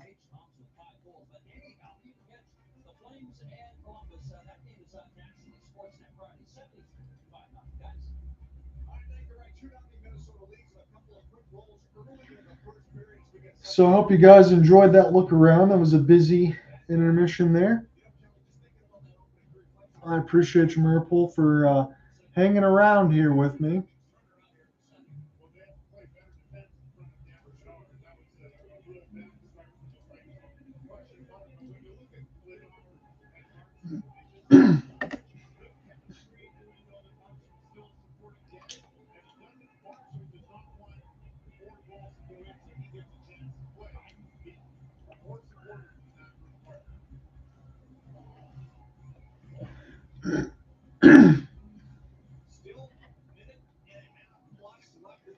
So a little over a minute and a half of Calgary's third power play still coming here in the second period. They've got to get something going here. It's 8 shots to 8. Now it's Lindholm. Back for Toffoli. Lindholm to the screen. Scores! Calgary got exactly what they needed as it was tipped by Nazem Kadri. And now it's 2-1. So the Flames get on the board. They beat Marc-Andre Fleury. It took the third power play, but a lot of happy fans now to their seats. In 2 straight games for Nazem Kadri, here with a goal as they're trying to get him to heat back up. And look, it's about getting into the dirty areas. You get a deflection, although that was from a long way out. That was toward the part of the slot as he gets the deflection, but a perfect tip. And it gets the Flames back within 1. They got exactly what they needed coming into the second period with the power play to start. And maybe they can turn this game right around. Again, it never really was too far away ever since the rough start with the 2 goals in the first 3 shots. Again, where they kind of left Vidar out there to dry. Now it's 9 shots to 8 in favor of the Flames. With 16 seconds in, Kadri gets his 10th. As this is an icing from Lindholm and Anderson. So now Calgary within 1 goal. 19:30 left to go in the second stanza. I should be joined by Cooper Hopkins here momentarily in the second period, or even on the third side. He said he's going to be joining in late. Hopefully we will be able to get that Saturday game in anyway. The Saturday game I'm going to be covering regardless. That's going to be Hockey Night in Canada opener there between the Maple Leafs and the Flames. So I will be on the call regardless if he can't be here. But my hope is that Cooper Hopkins will be with me the whole way on the Saturday, because that's going to be a huge contest. So Tanev got worked over near the right side boards, and so did Jared Greenway. as this is with the Flames, and that pass was just a little bit too far for Kadri, as he had a chance possibly to make it 2-2. And now here comes Weegar from the goal stick of Ladar, left to right, come the Flames. Pretty much all black on the pants and on the top side. That's what the Flames have with the red on the part of the shoulders and between the white shirt and the green pants here for Minnesota. Kirill Kaprizov continued his points total and goal streak here. As he said, Minnesota Wild franchise records. John Merrill with a long shot. That got patted aside there by the left side post of Dan Vladar. And now this touches the stick of the Flames, although Adam Ruzicka, he fell down on his own merit, but he still gets it back there to Rasmus Andersson. We'll get this one down here for Andersson and Hanifin. Andersson got it now, dropping it in the high slot, trying to find Ruzicka and Backlund. Nice cross pass off the backhand. Opportunity, scores! Flames tied at 2. Blake Coleman. 18:23 left to go in the second, and the Flames were down 2 to start this second period. Don't look now, they're on fire. 2 straight goals, and yes, I've used the pun from Tim Lichko and NBA Jam. He's on fire. There you go. Perfect drop set up there. It might have got sticked away. It was Ruzicka. It did get knocked away by Sam Steele, but nobody picked up Blake Coleman. No chance for the Flower to make the save. And the Flames are right back in this game now with 2 quick goals. And maybe Dean Evison wants a timeout. No, we're just going to get an immediate neutral zone draw. 2-2 game now. So just like Minnesota did in the first period when they scored about 56 seconds apart, Flames did the same thing in the second stanza. Here's Jacob Middleton. Middleton now around the kick plate. 10 shots to 8. Calgary's made it 2-2. Quick outlet pass and across the flaming sea. Here's an opportunity for Toffoli, and he shot it wide on the right bar as this goes back now across the red line. Picked up now. Boldy will get this one back into the neutral zone. Looking for the extra pass. Good back check there by Hanifin to just knock that one away. This goes back now for Elias Lindholm as he's stuck in behind the office of Dan Vladar. Now finds some space to get the left to right entry. Calgary will get this one down. Fleury will go ahead and play it, but he kind of misplayed it as he bounced it just off the glass there, trying to get to the defenseman. And this deflects out of play. This is going to stay an offensive zone draw here for Calgary. So they put on the pressure the same way that the Wild did in the first period. As I've had 4 goal calls here, and I wonder how many Cooper Hopkins going to get. It's Nazem Kadri with his 10th on the power play from Elias Lindholm and Rasmus Andersson. 16 seconds in the second. And then Blake Coleman, 1:37 from Adam Ruzicka and Michael Backlund. It's a 2-2 game now. So a delay a game. It's 4 penalties now. A delay a game against Minnesota, and Greenway's going into the players' bench. So we'll see if he's okay. The officials first huddled up against this and wondered if this was just called out of play. I didn't see anything. Kadri had his hand up like he knew it was going to be a delay game.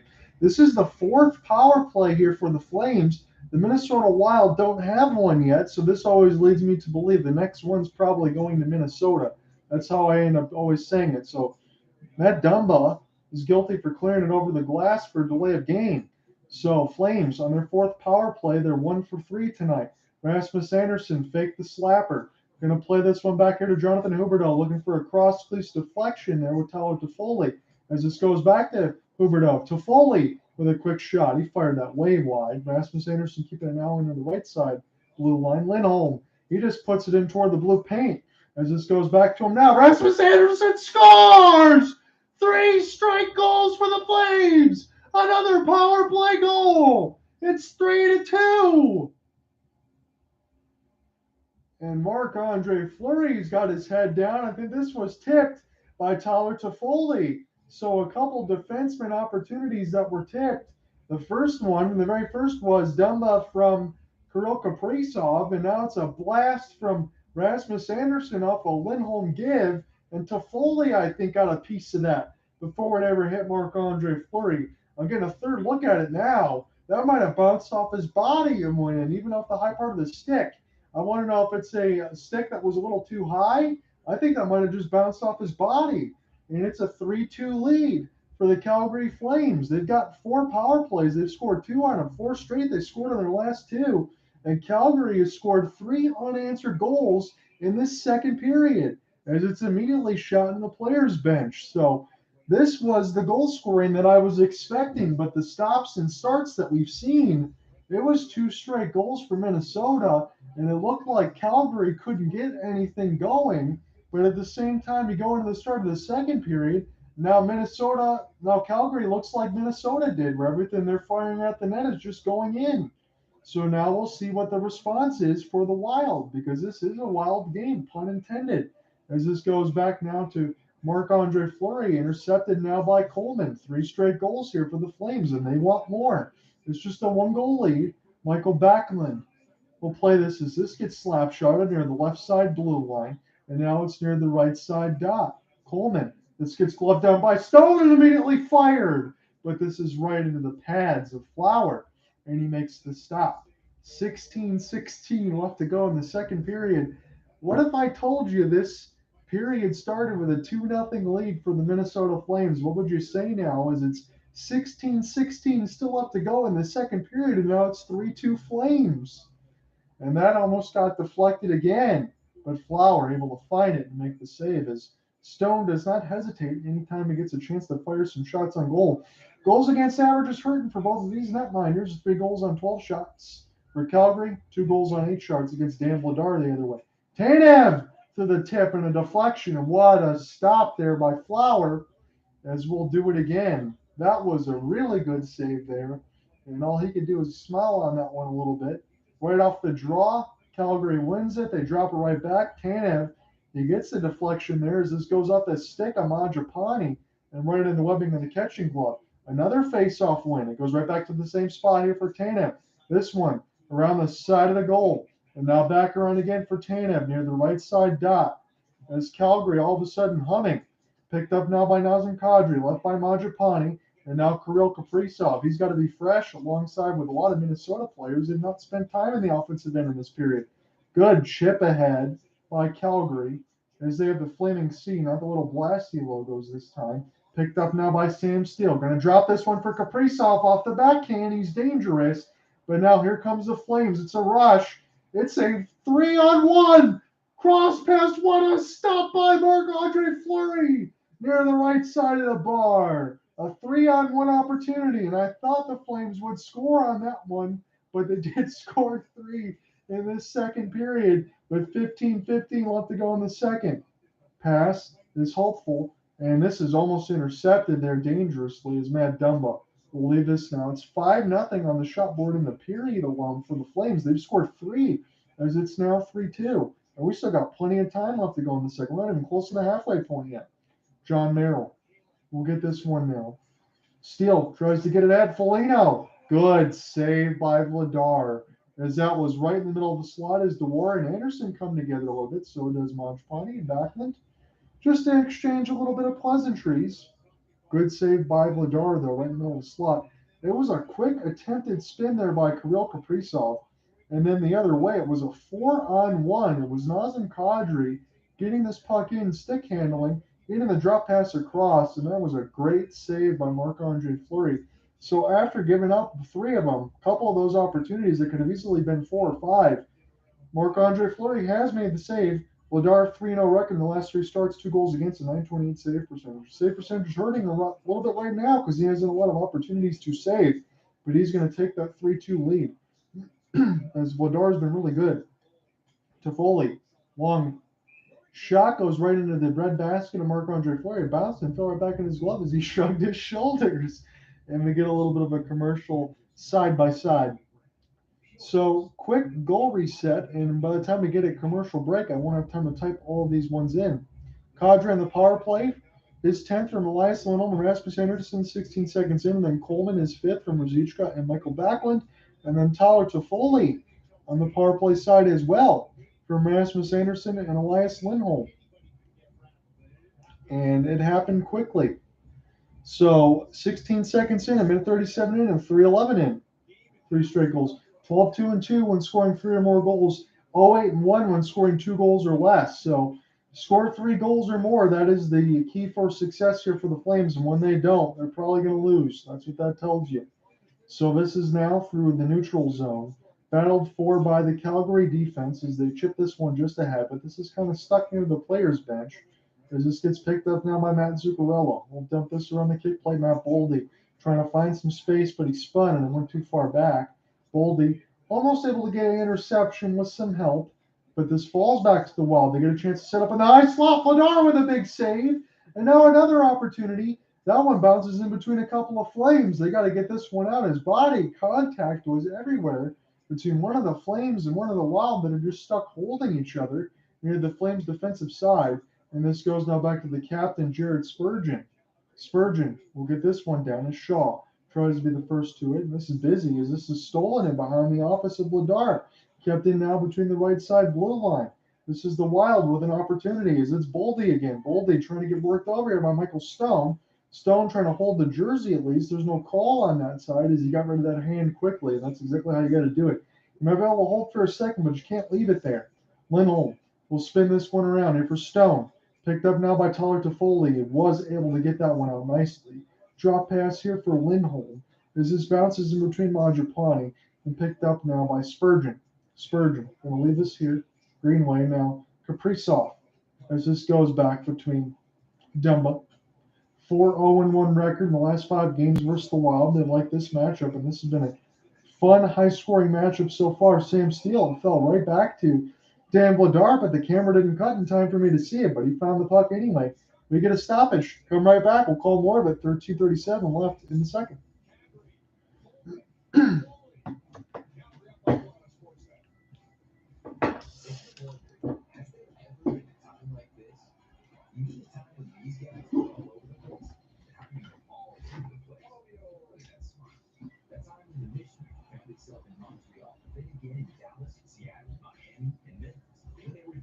New players on the ice when the game looked this good, but also not so good. Yeah, these times feel different.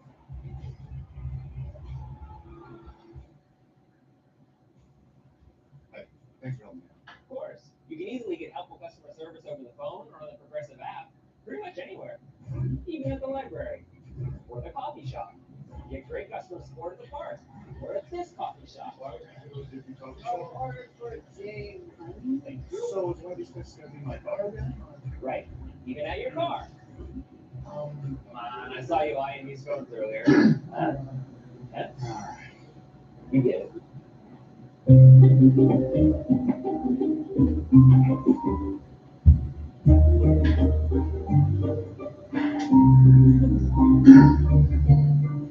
Kellogg's Rice Krispies Treats. Connect on a sweeter level. My brother got me this ring when he was stationed overseas. He didn't make it home, but his best friend made sure that I got it, and it became the love of my life. Express your extraordinary love. Jared loved brilliantly.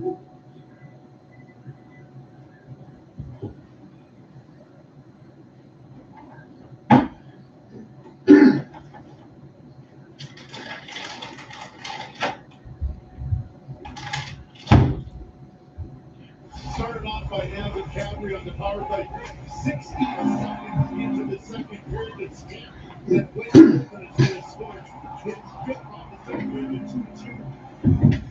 King, and then Tyler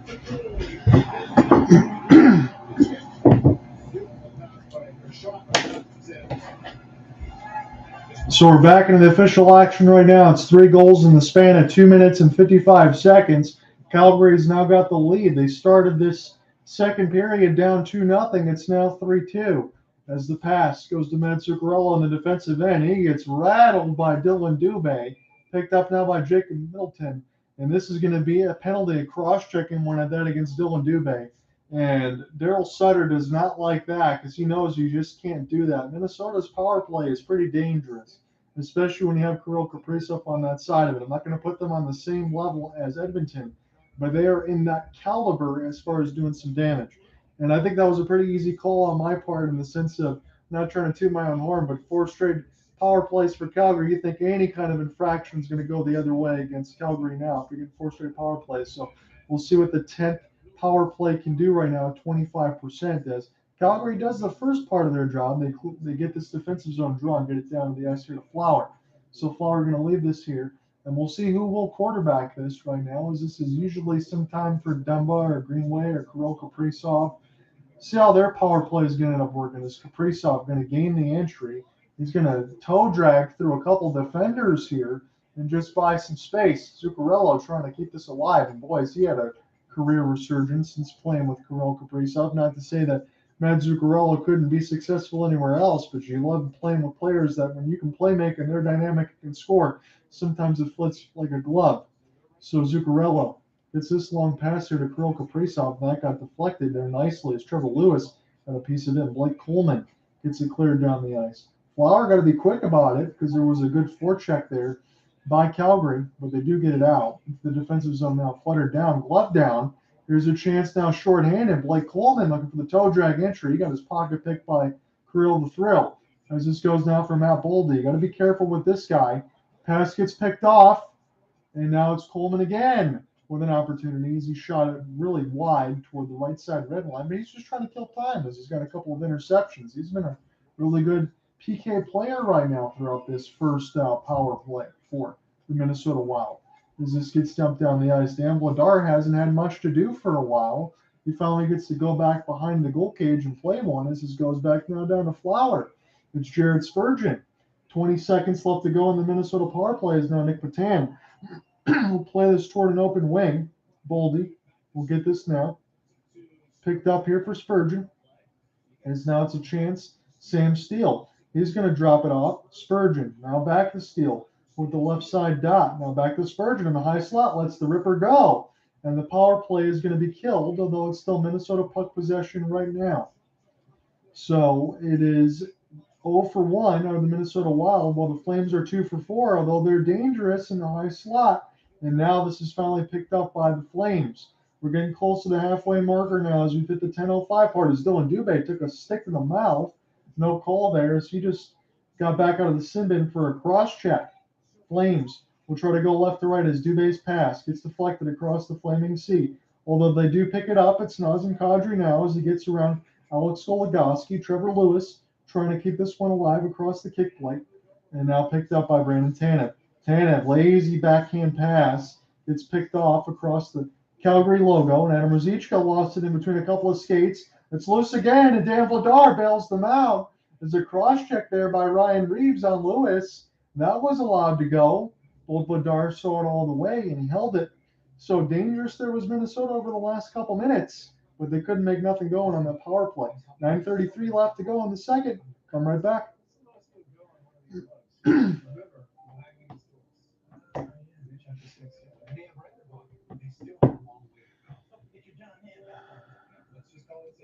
I noticed there weren't any refreshments, so I'm just going to leave a couple of snacks. Folks, the line's a shambles. Let's tuck it in, sir. Come on. Okay. Oh, right. Progressive can protect you from becoming exams, but we can't protect your home auto rebuttal with us. We don't need a line monitor.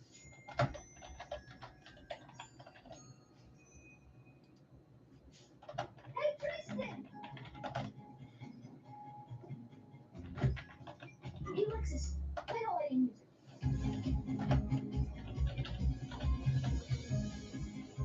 Make this December one to remember. Together. Happy holidays from Lexus. That's the whole toaster is how you get from toaster jam to that's my jam. From Sunday to Sunday. So like through here. Yeah, that feels right. Crazy good. My brother got this ring when he was stationed overseas. He didn't make it home, but his best friend made sure that I got it and became the love of my life. Express your extraordinary love. Jared loved brilliantly.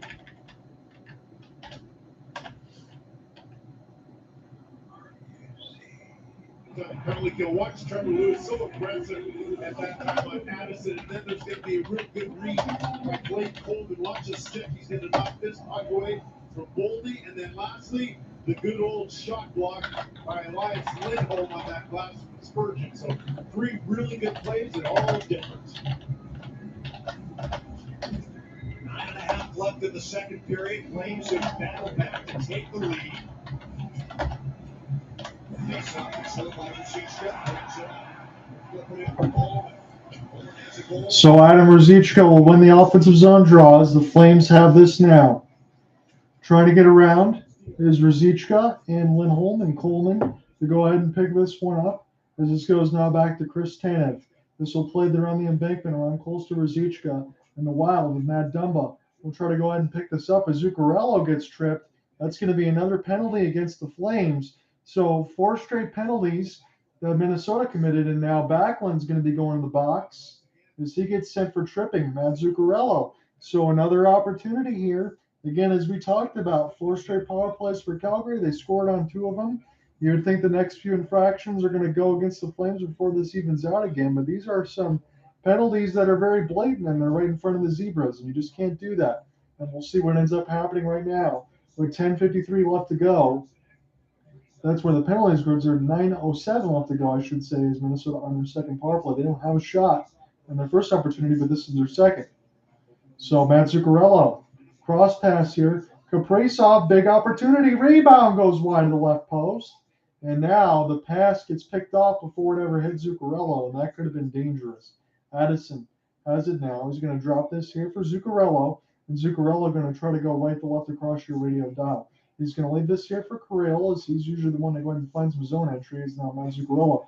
Straight here for Joel Eriksson. That great move toward the forehand, and Dan Vladar said no. And now Joel Eriksson took a few punches, and now he's throwing some punches against MacKenzie Weegar as the refs are trying to separate there. So Eriksson did not like that as he got stoned, and then he got pushed a little bit there by Weegar. He wanted to go ahead and feed some lunch. Still, I would say at the end of it, good job by Dan Vladar, as you know exactly what Minnesota wants to do right now. I can see this from the second power play from the start of it. They want to treat Kirill Kaprizov like Alex Ovechkin to be the primary finisher. There's no question what Dean Evason wants to do, but a good job there by Dan Vladar. He needed to be on his toes, and he was. So your goal scoring is at 5. The over-under was set at 6. I thought we were going to punch that over button. We're getting closer to doing so right now. As Addison. Now Zuccarello through the screen as Vladar couldn't find it, but this goes now near the right dot. Picked up by Matt before it goes out of the left side of the blue line. Cross pass. Here's a chance. Steal, and that one goes just wide and worked over hard as one of the Wild players dropping his stick. And behind the office of Vladar, he got smoked. That was Joel Eriksson as he slowed to get back up to his feet. Shots are now 14-14. It's the second power play for Minnesota. It's a 3-2 scoreline. 3 straight goals for the Flames. Here's a chance now, as this is Addison holding. He's going to leave it here for Jared Spurgeon. And now Matt Zuccarello. Back now. Spurgeon. Kirill Kaprizov. They're trying to find him. Good movement here by the Wild. But good defense there by the Flames. Everybody's getting knocked down, a little bit agitated that they're not getting calls. But the Flames will get this one to the neutral zone and down to the D ended it. It's Mangiapane with the low forecheck. Zuccarello overskated it. Dillon Dube will play this one just into the crowd as we're going to neutral zone draw. So Calgary doing a little bit of bending here, but they're not breaking.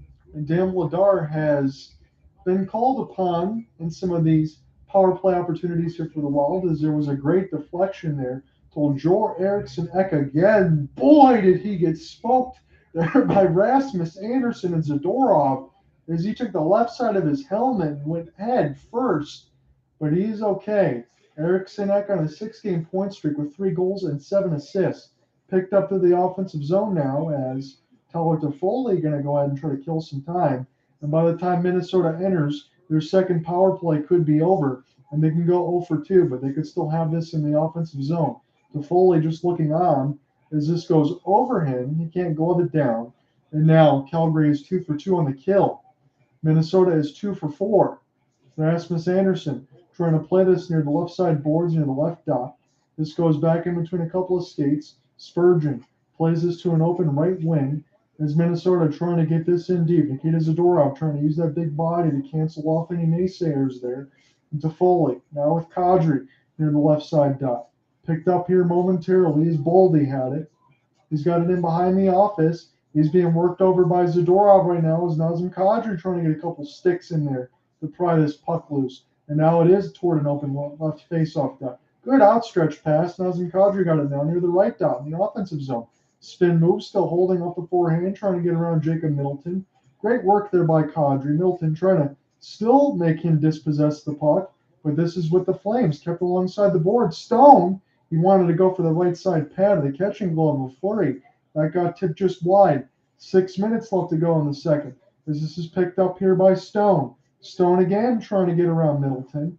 And now here's a chance for Hanifin. Hanifin has this one in deep. Now with Ritchie. Ritchie will get this one across the right side red line with Milan Lucic. Lucic being worked over. Seems like a lot of these guys are either momentarily tripping or they want a penalty call the other way, but it's not happening because Calgary's already got 4 of these. So Hanifin, now with the help of Lewis, will get this one down the ice and through the neutral zone. Now it's Ritchie. Ritchie, here's a chance now for Lucic. Toward the right side of the red line, Trevor Lewis almost hits Lucic with the puck. As this goes down near the left side dot, Minnesota can finally get out of their own end. Across the Flaming Sea, it's Alex Goligoski. Goligoski going to let one go. He tried to shoot 5-hole on Vladar, but he held on to the left post. We get immediate stoppage. It's still 3-2. Calgary's got all the blood scored in the second period. They got the lead with 5:16 left in the middle frame. Come right back. You can easily get helpful customer service over the phone or on the Progressive app, pretty much anywhere, even at the library or the coffee shop. Get great customer support at the park or the coffee shop. Oh. So it's one of these places gonna be my car again? Right, even at your car. I saw you buying these phones earlier. Huh? You get it. Who says you can't afford a holiday like this? New gifts are always arriving, so there's still time to gift to the max. At the Home Depot, we have the tools to make holiday gift giving magic for all those project-doing, technology-loving, tool-organizing, do-it-shop working people in real life. Only at the Home Depot. How doers get more done. Because your lives are forever entwined. Love entwined. Shop Piggy's last big sale of the year and save on everything. Only at Pig.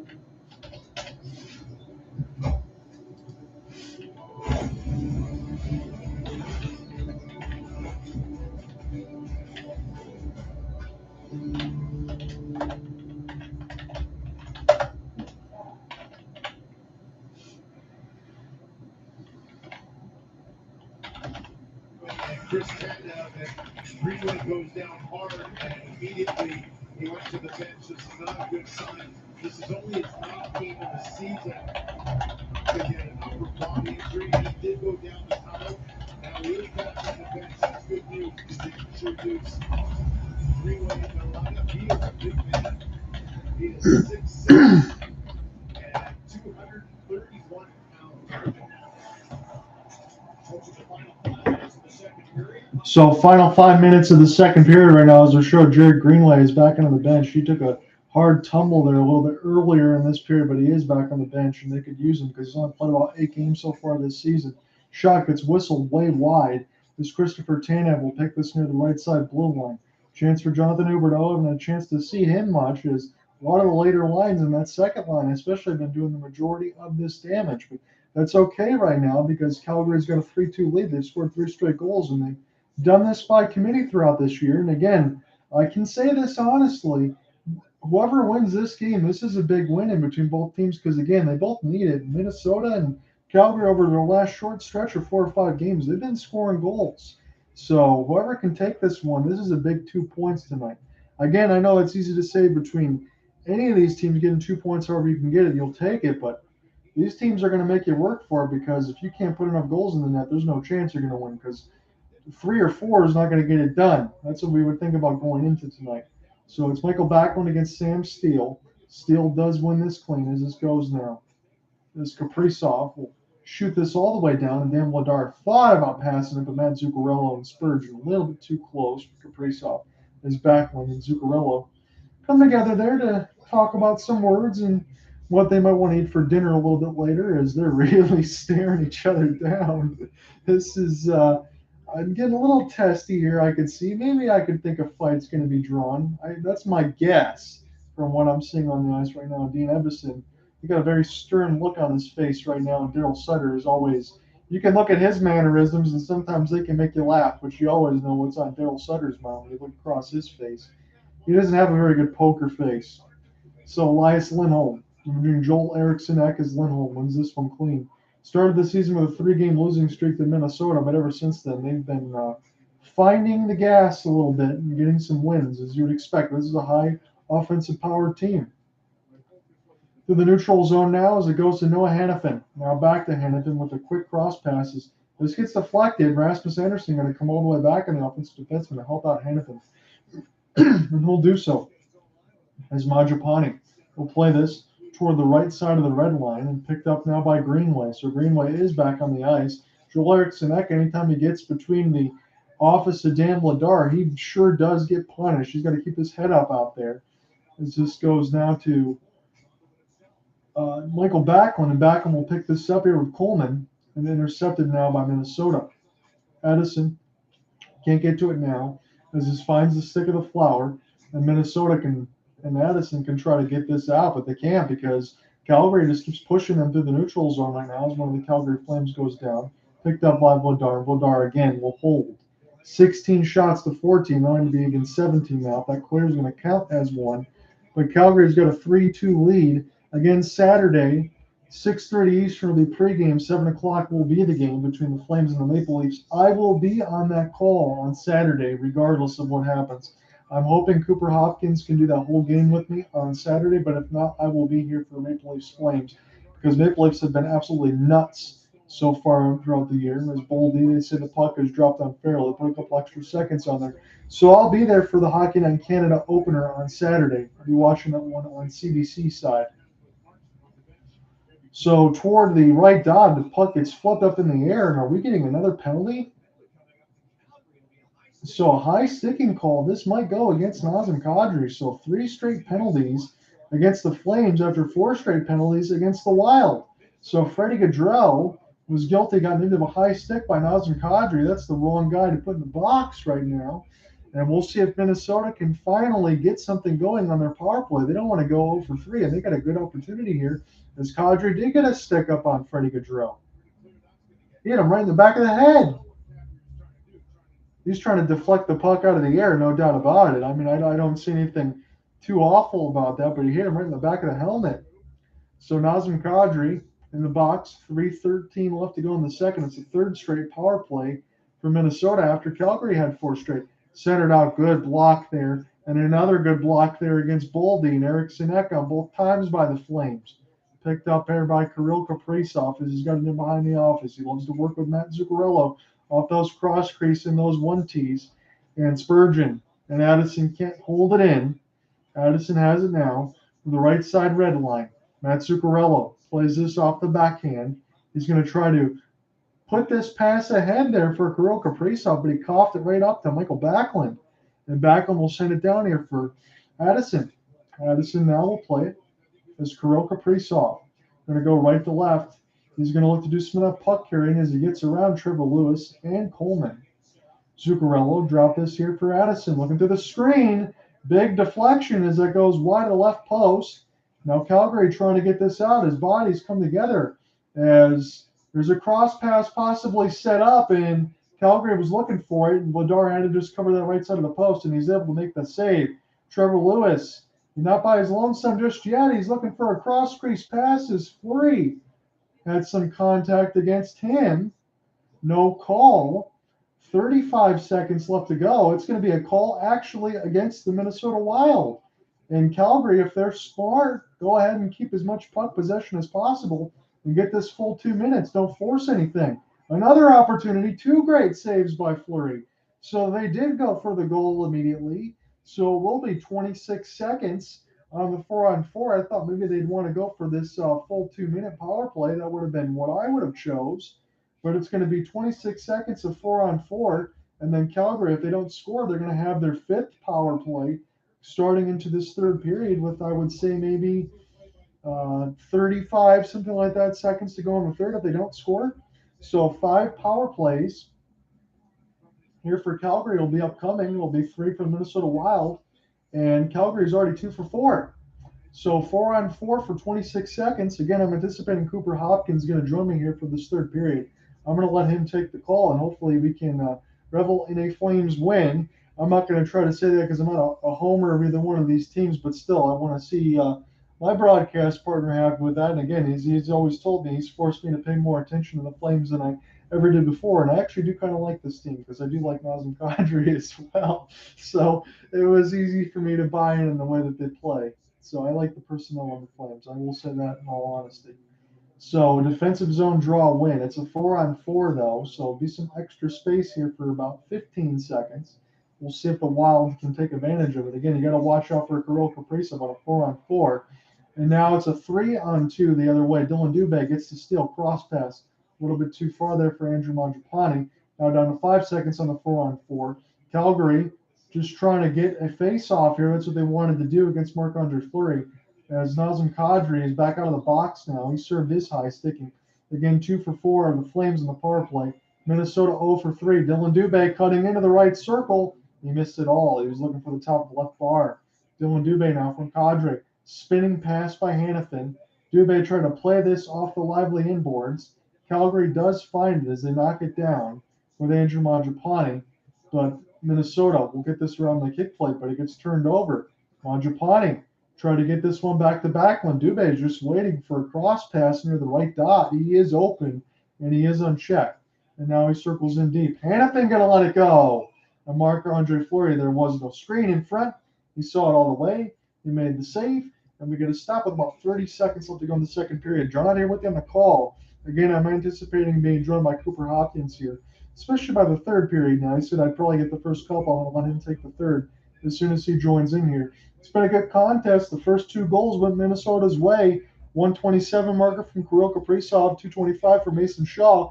And then we went all the way to the second period. 16 seconds in, Nazem Kadri on the power play with Blake Coleman at 137 and Tyler Toffoli at 311 on the power play. And that's why Calgary's 2 for 4 with the extra man. And the Wild are 0 for 3. So it's going to be an offensive zone draw here for Elias Lindholm. Lindholm can't win it clean. And this is a 2-on-1 the other way off the face-off win. And the back pass was a little too hard. That could have been a clear opportunity. Lindholm's got it now near an open right dot. See if they'll settle this down. Tyler Toffoli. As Calgary got some time to get settled, they don't have to do anything too crazy here. Although if they want to get a shot, they got to make something happen. Nazem Kadri down to 5 seconds. It went off the outside of the left bar. But that's going to end the second period. Calgary scored 3 straight in the middle stanza. They take a 3-2 lead after 2. And when we come back, we'll call third period action in a moment.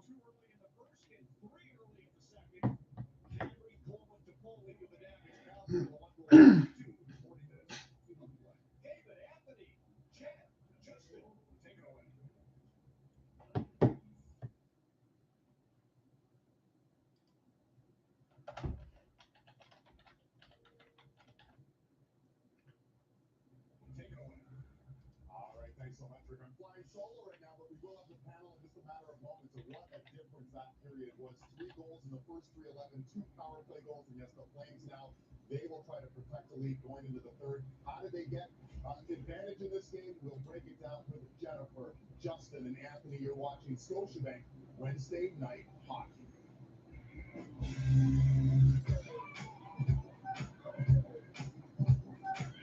All the things.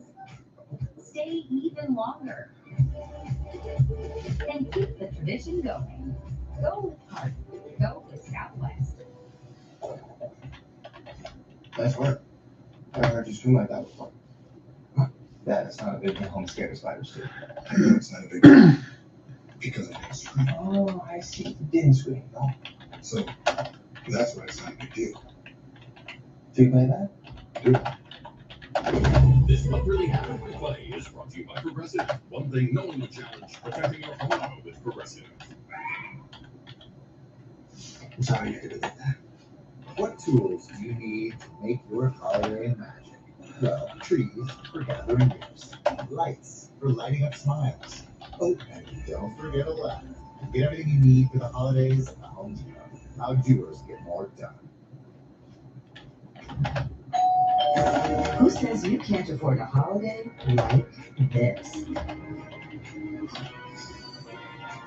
You shouldn't have. I'm speechless. You're kidding me. It's too much. New gifts are always arriving, so there's still time to gift to the max. If you win FEMA cards for life for you and three friends, suddenly you're McDonald's rich, which means I'll pay for those too rich. You're welcome. Employee of the Year, every rich. And stopping at every extra rich. Because if you win free McDonald's for life, congratulations, you're McDonald's rich. Oh, you can win free McDonald's for life for you and three friends.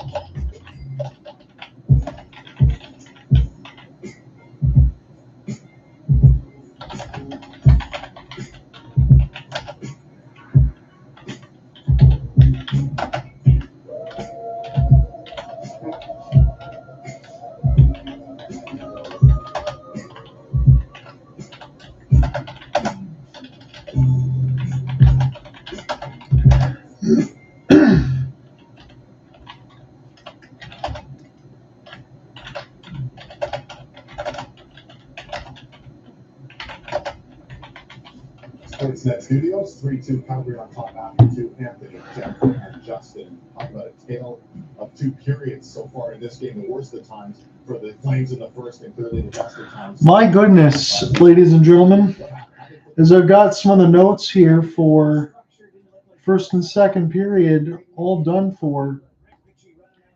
It is a 9-3 scoreline for the Buffalo Sabres against the Columbus Blue Jackets.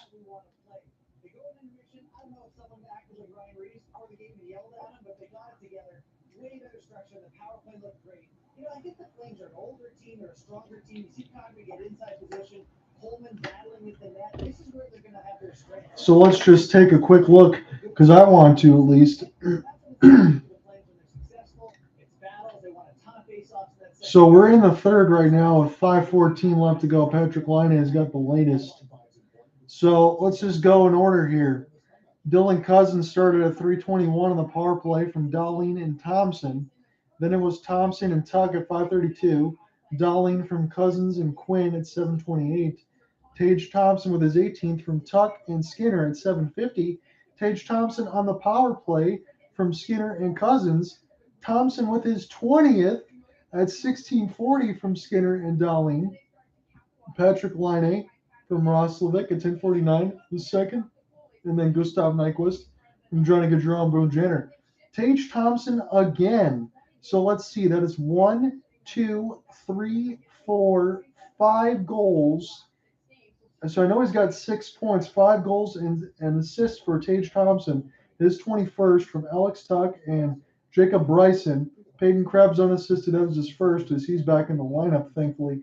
And then Alex Tuck from Skinner and Bryson. And then Patrick Laine was alone in the third so far. So 1, 2, 3, 4, 5, 6 unanswered for Buffalo. Columbus got 2. 3 more for Buffalo again to make it 9-3 after this Laine goal. So my goodness, it is 5 goals and 1 assist for Tage Thompson in a 9-3 rout so far of the Columbus Blue Jackets. I'm going to put Cooper Hopkins in here right now. So we had to go over that one. So Tage Thompson's got 21, and I think the leading score right now is 24. So Tage Thompson's already shot all the way across that lineup as far as your goal-scoring leaders. In our game right now, Cooper Hopkins is going to be taking control here this third period. It's a 3-2 lead for the Flames. It's been 3 unanswered goals, and we've gone over those. Just want to go over the rest of the league here. It's Bruins and the Avalanche. They're scoreless. The Avalanche looking like a little bit of a mash unit right now.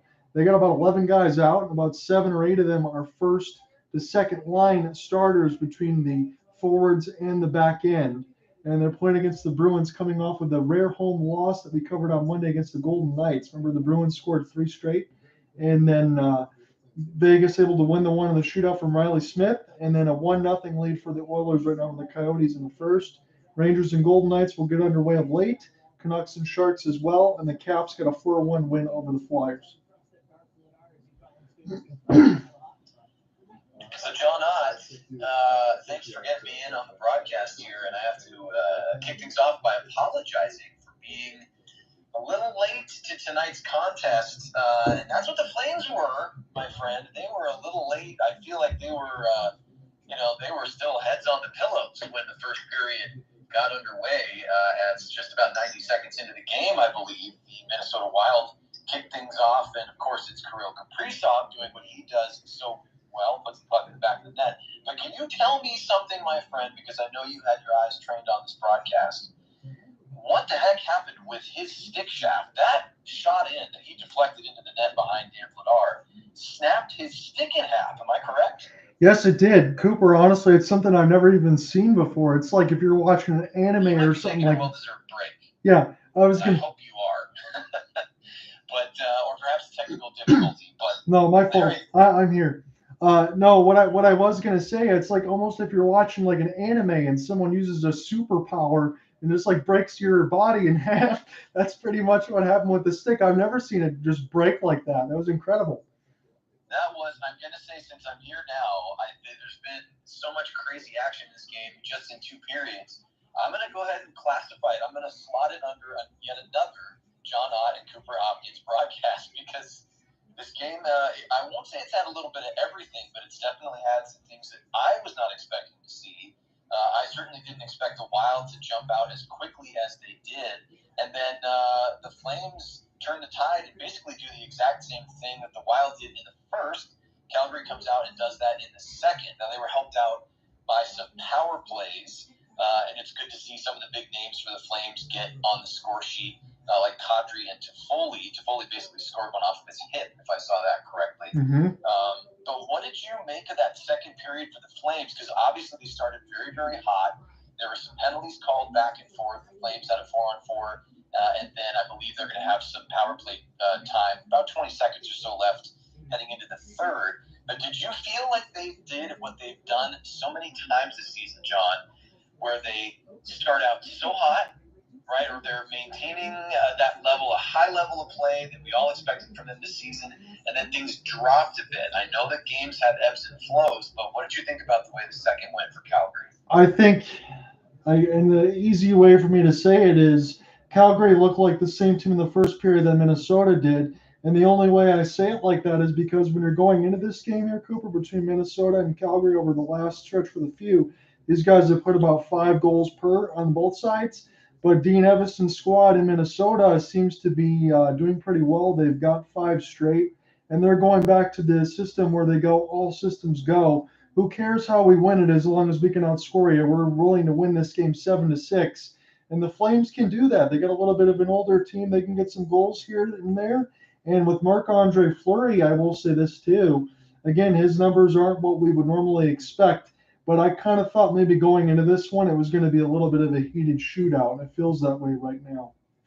Yeah, it does. And, to his credit, too, Flower has actually come up with some huge saves. A couple of the goals were deflected in front of him.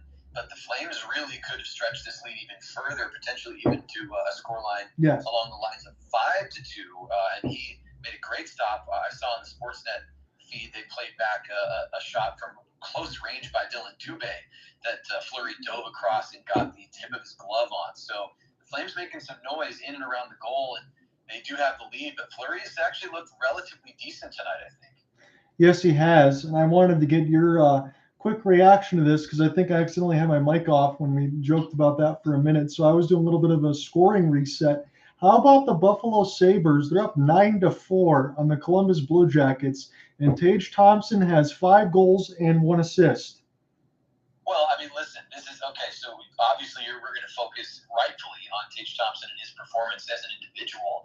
But Mr. Ott, I think this is the resurgence of teams in the Northeast this year. I mean, we have a huge season underway and absolutely insane momentum for the New Jersey Devils. But the Buffalo Sabres, who had their way with the Calgary Flames at the Scotiabank Saddledome earlier this year. I believe that final was, I think it was 6-1 or 6-2. I have to go back and double check. But either way, my point is Buffalo Sabres are really not to be toyed with. They are no longer a pushover in the East and are absolutely making some noise, thanks in large part to Tage Thompson. I mean, just absolutely incredible individual efforts from him. I'm seeing it now on the Sportsnet feed as they're showing these replays, and I want to throw this out there too because the Red Wings played them twice. They lost twice. They gave up a 7 spot, and Tage Thompson was incredible in the first game, and then they also beat the Red Wings in a shootout.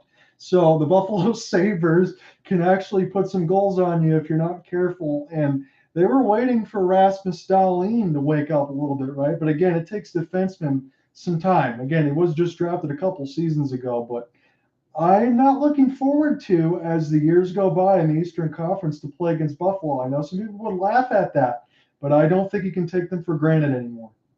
No, you certainly can. And, I'm seeing on my Sportsnet feed, obviously we're watching the same replay package right there. I mean, Incredible. not only does he have a howitzer from that left face-off circle, or I guess I should say right, if you're the goaltender, and who would want to be a goaltender if you're facing a Tage Thompson shot tonight or any night.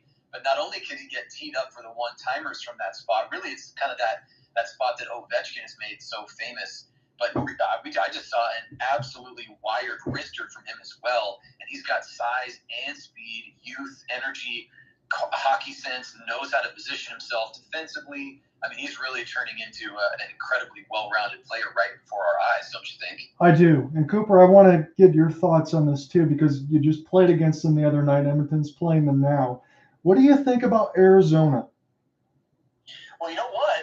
That's something that needs to be said here. And even though I wasn't able to jump on the broadcast with you until this second intermission, I did have the game on and was keeping an eye on things. And listen, had the second period not gone the way that it did for Calgary, I would have made this point probably first thing when I had the mic. And I would have pointed out, as we're speaking about Arizona, that yes, the Flames got the victory against the Coyotes, a 3-2 final, but it was not a comfortable victory. They really had to push for it and ended up getting that third goal after the game was tied. It makes me think of a former Flame, Juuso Valimaki, who was really a 6 or 7, sometimes number 8 defenseman in the lineup for the Flames, didn't seem to fit in and never really got extended time with the big club. He did play good parts of, I believe it was the 2020 season. But you know what? I'm looking at this Arizona team, and you could give any number of reasons, John, why they shouldn't be battling the way that they are, but they seem to be in a lot of games. Even if they're dropping the game and not getting the W, they do seem to be very competitive, beyond which I thought they would be this year. I'm not sure what to expect from it at this point, but they seem like they are pushing back and against this narrative that they're just going to be run over by everyone. Yeah, I can speak to it too, because we just played them, the Red Wings side of it, not too long ago before we had to beat them in a shootout because they are pesky. And let's say this, even if they lose against Edmonton tonight, they have a season-high 14-game road stand, and they would have been 4-7-3. Wouldn't you take that if you're Arizona? Yeah, absolutely. This is, I think, to both of our points. They are finding a way to battle back against teams that I think most of their opponents would believe that the Coyotes, along with a couple of other squads in the league, are least likely to give resistance, right? Right. But that's what they've been given. They have been showing resistance to, whether it's a media narrative or an in-league narrative or amongst teams and players. They are bucking that trend and not allowing themselves to just simply be pushovers. So, admittedly, I wasn't able to do the game yesterday because I was spending time with the fiance. I was overjoyed when I heard that the Red Wings actually beat the Tampa Bay Lightning, and I tried not to get too far ahead of myself here, Cooper Hopkins, but it was a huge game yesterday in between the Wings and Lightning, and meaning whoever wins this one's going to go back to third in the Atlantic, and the other one's going to go in the wild card. It's the first time in over 4 years that the Red Wings actually took back-to-back games, not this season, but extending from last into now, in Amalie Arena with a big 4-2 victory. Ville Husso stopped 26 of 28 shots in the third period alone as the Red Wings won 4-2. So My short story is this. I know the game is only on ESPN Plus tomorrow, but I might have to do the call instead of a basketball assignment because I missed an extra hockey one to see what the Wings do against the Panthers, because you got the Panthers tomorrow. You have an early game on Saturday with the Dallas Stars and the Red Wings, but you and I are going to be on the Maple Leafs and Flames call. And then the Red Wings will finish the part of the road stand against the Carolina Hurricanes. So that was a huge victory last night. Hopefully they can get something going against Florida too.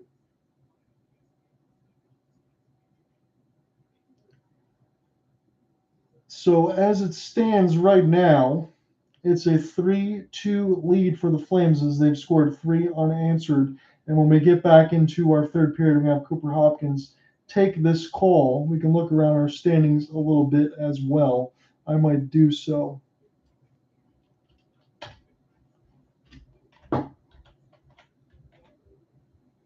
Let's pull this up really quick.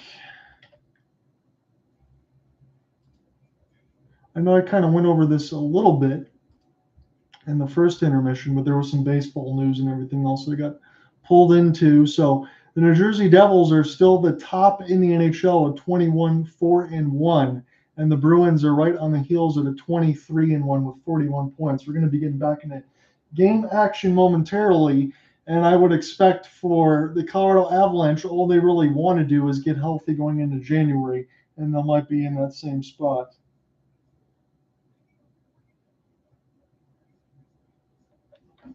Let's see.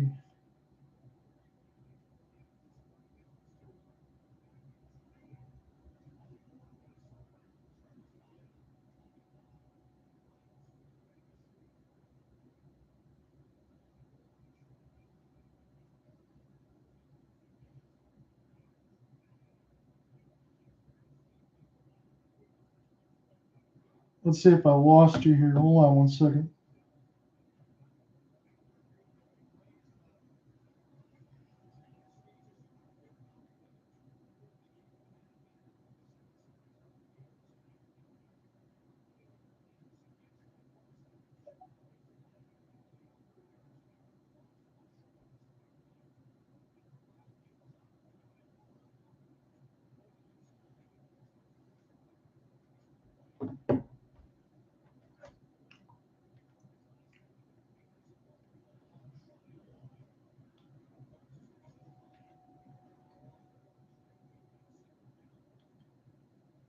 So I'm trying to get Cooper Hopkins back in here. I think we got a little bit canceled off here because I know we had some comments that we wanted to share about it. So this is picked up in the offensive zone by Kirill Kaprizov.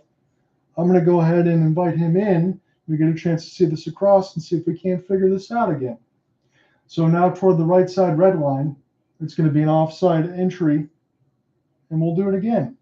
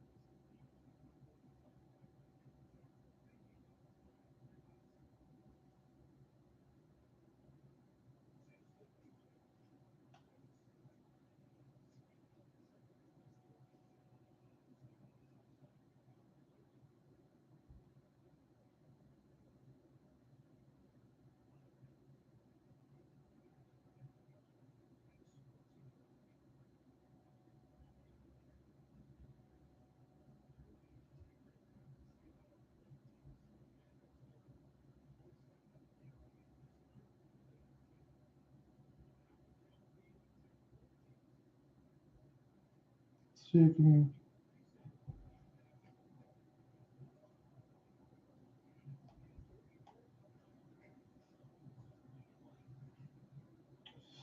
Damn it.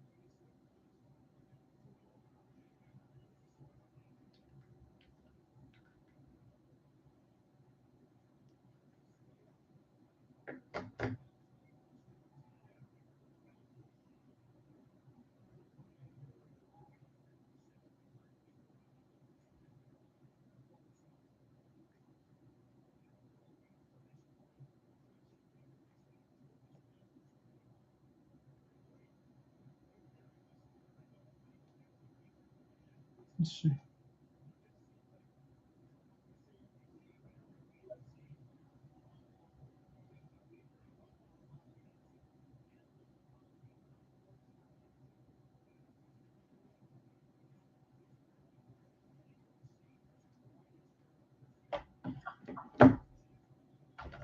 Are we good? Hello again, my friend. Apologies. That was the biggest hiccup I've had in some time. And had to restart the old iPhone. Might be time for a new one. You know what I mean? Wasn't sure if it was my phone or Twitter or some collaboration of both freaking out. But we're back in business, and I know that both of these teams are back in business as well at the Saddle Dome. Still 3-2 Flames. Apologies for put some hurdles in your way there. If you were on the play-by-play, go for it as the puck is dropped to the right of Dan Vladar. No, go ahead, Cooper. You're good.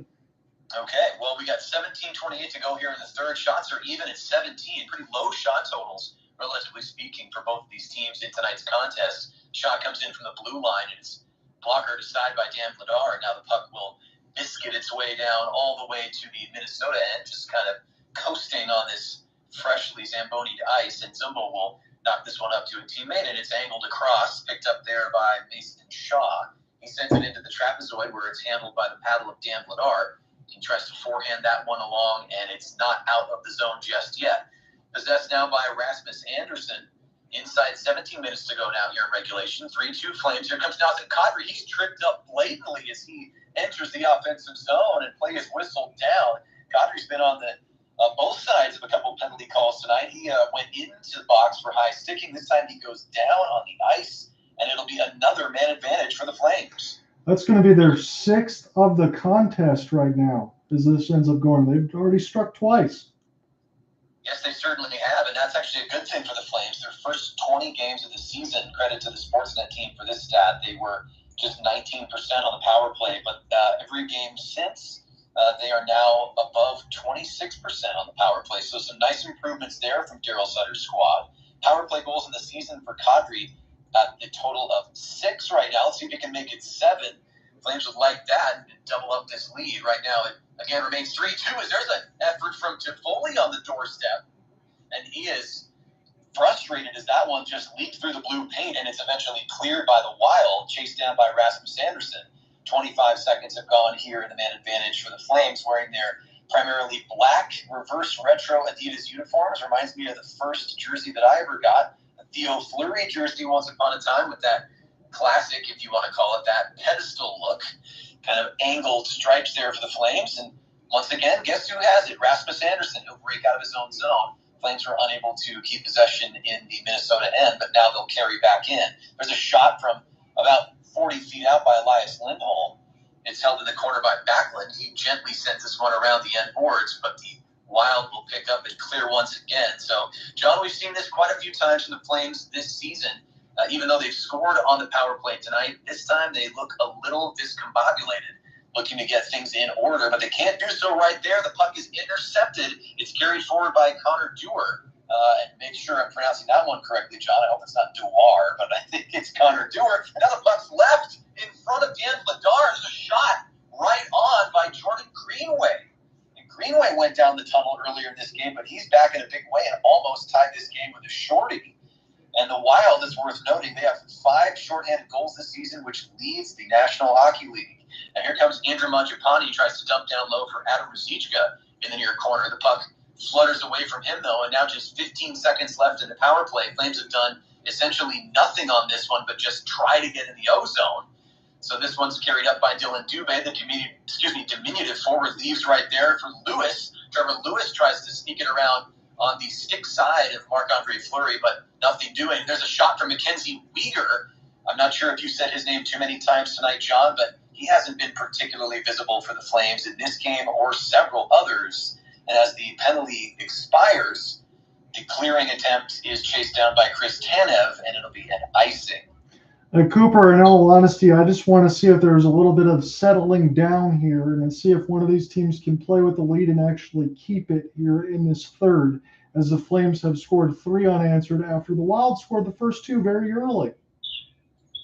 Yes, indeed. Yeah, the first period stands on its own as of the second, and now the third period seems to be unique as well, is neither of these teams can really get in a rhythm. But there's a shot right on from Flames fourth liner Brett Ritchie. That was sticked aside by Marc-Andre Fleury. So now 22 shots for the Flames, 19 for Minnesota. One of those 19 just came on the penalty kill. And with 14-18 on the clock in the third, the Flames have the puck behind Fleury, but it's lost by Lucic, and now the Wild take over at center ice. Angled pass across is held there by Zuccarello, but he's bumped off the puck by Lucic. Now a 2-on-2 for the Flames. Here comes Backlund. The Flames got a partial change right there. They still have some of their fourth line on, and some of their third liners as well.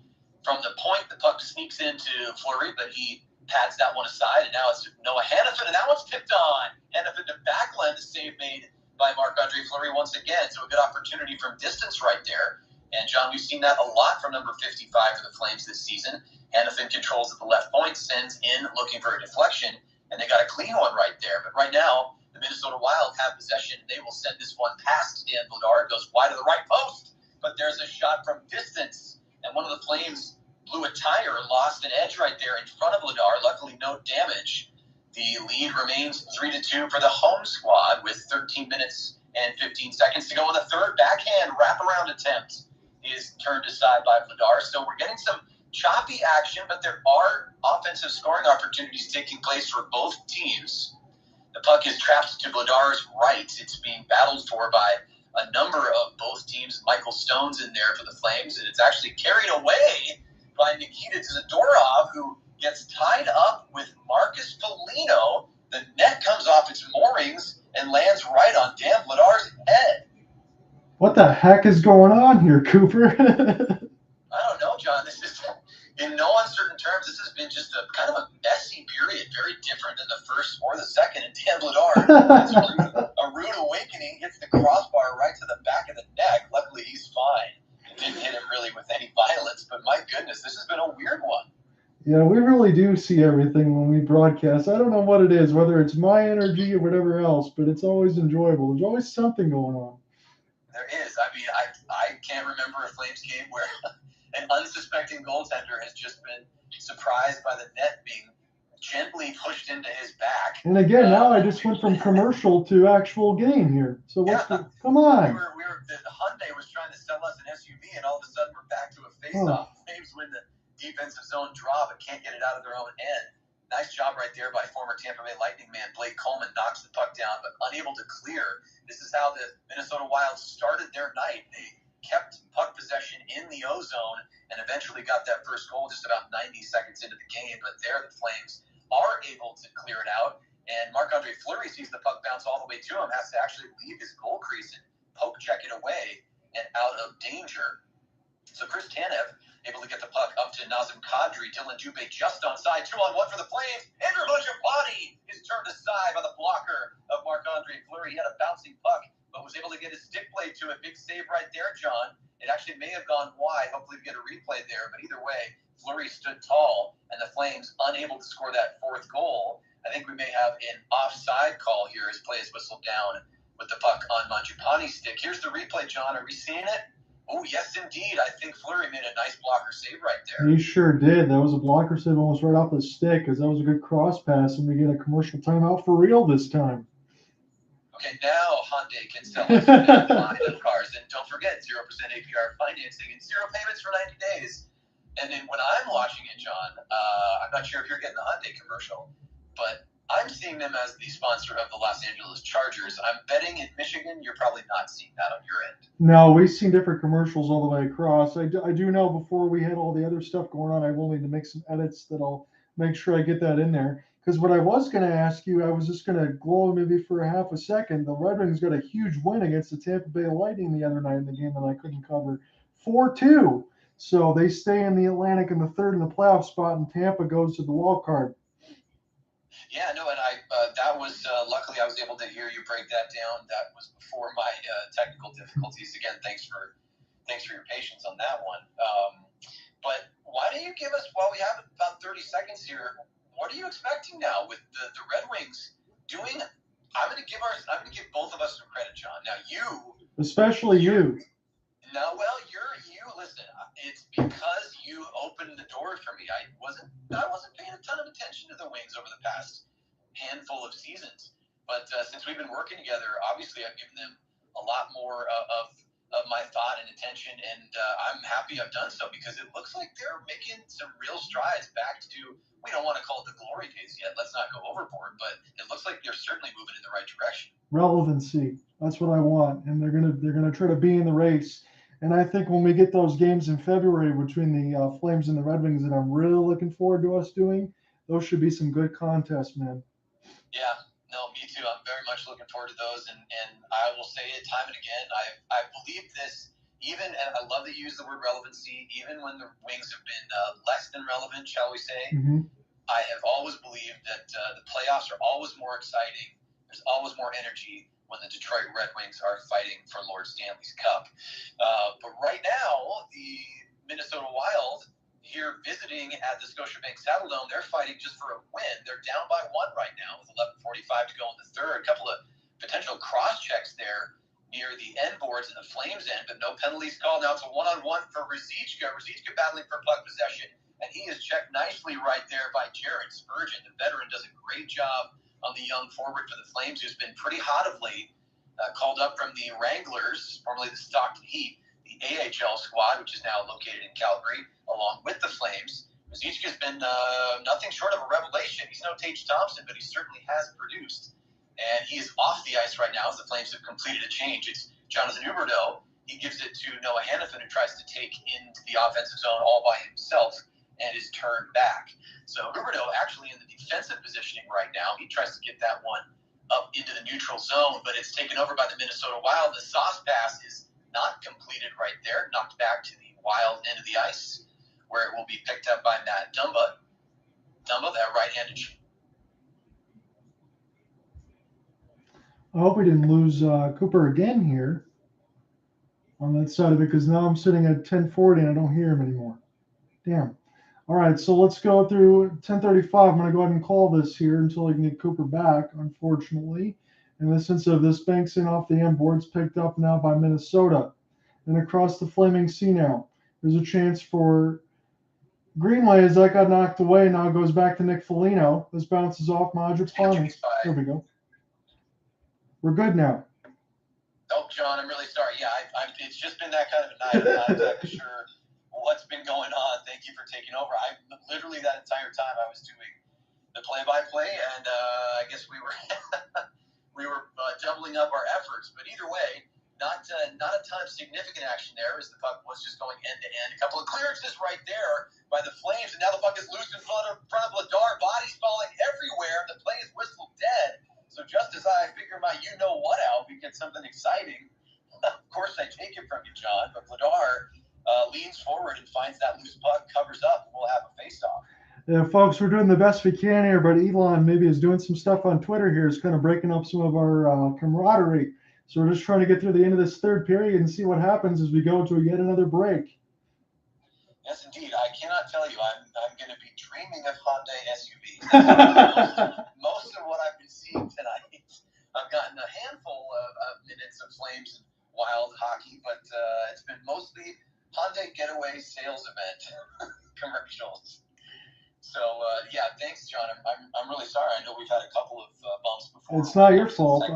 I'm just glad to have you on the broadcast here with me, per usual. Yeah, this is turning out to be a good one. It's been, again, we've said this a couple of times. It's been, I don't want to say outright messy this third period, but there hasn't been much of a game flow. Don't you agree? Yeah, this third period does not look like the first and second. This looks like a war of attrition. It's getting a lot more physical. And I don't want to say this for an announcer's jinx or anything, but I don't feel like I've said Kirill Kaprizov's name too many times throughout the first two periods myself. So we'll see what Dean Evason's squad will do maybe in the final 5 minutes, if they'll go for an early empty net pull or something.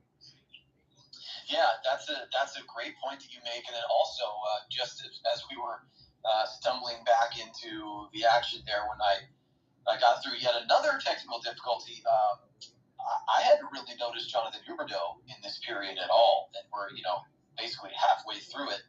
And I just saw him kind of on that line right there, and of course, what happens for the Flames? Not pinning it on him at all, just noting that the scoring chance for the Wild takes place. So Still some chemistry to work out for the Flames. I think regardless of the fact that they hold the lead in this game, it doesn't feel like it's completely concrete at this point. It doesn't feel like this game is wrapped up by any stretch of the imagination. So the Flames are going to need more and certainly would love to get more scoring from those top guys.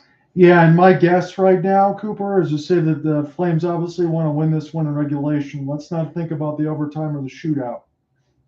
Yep, absolutely.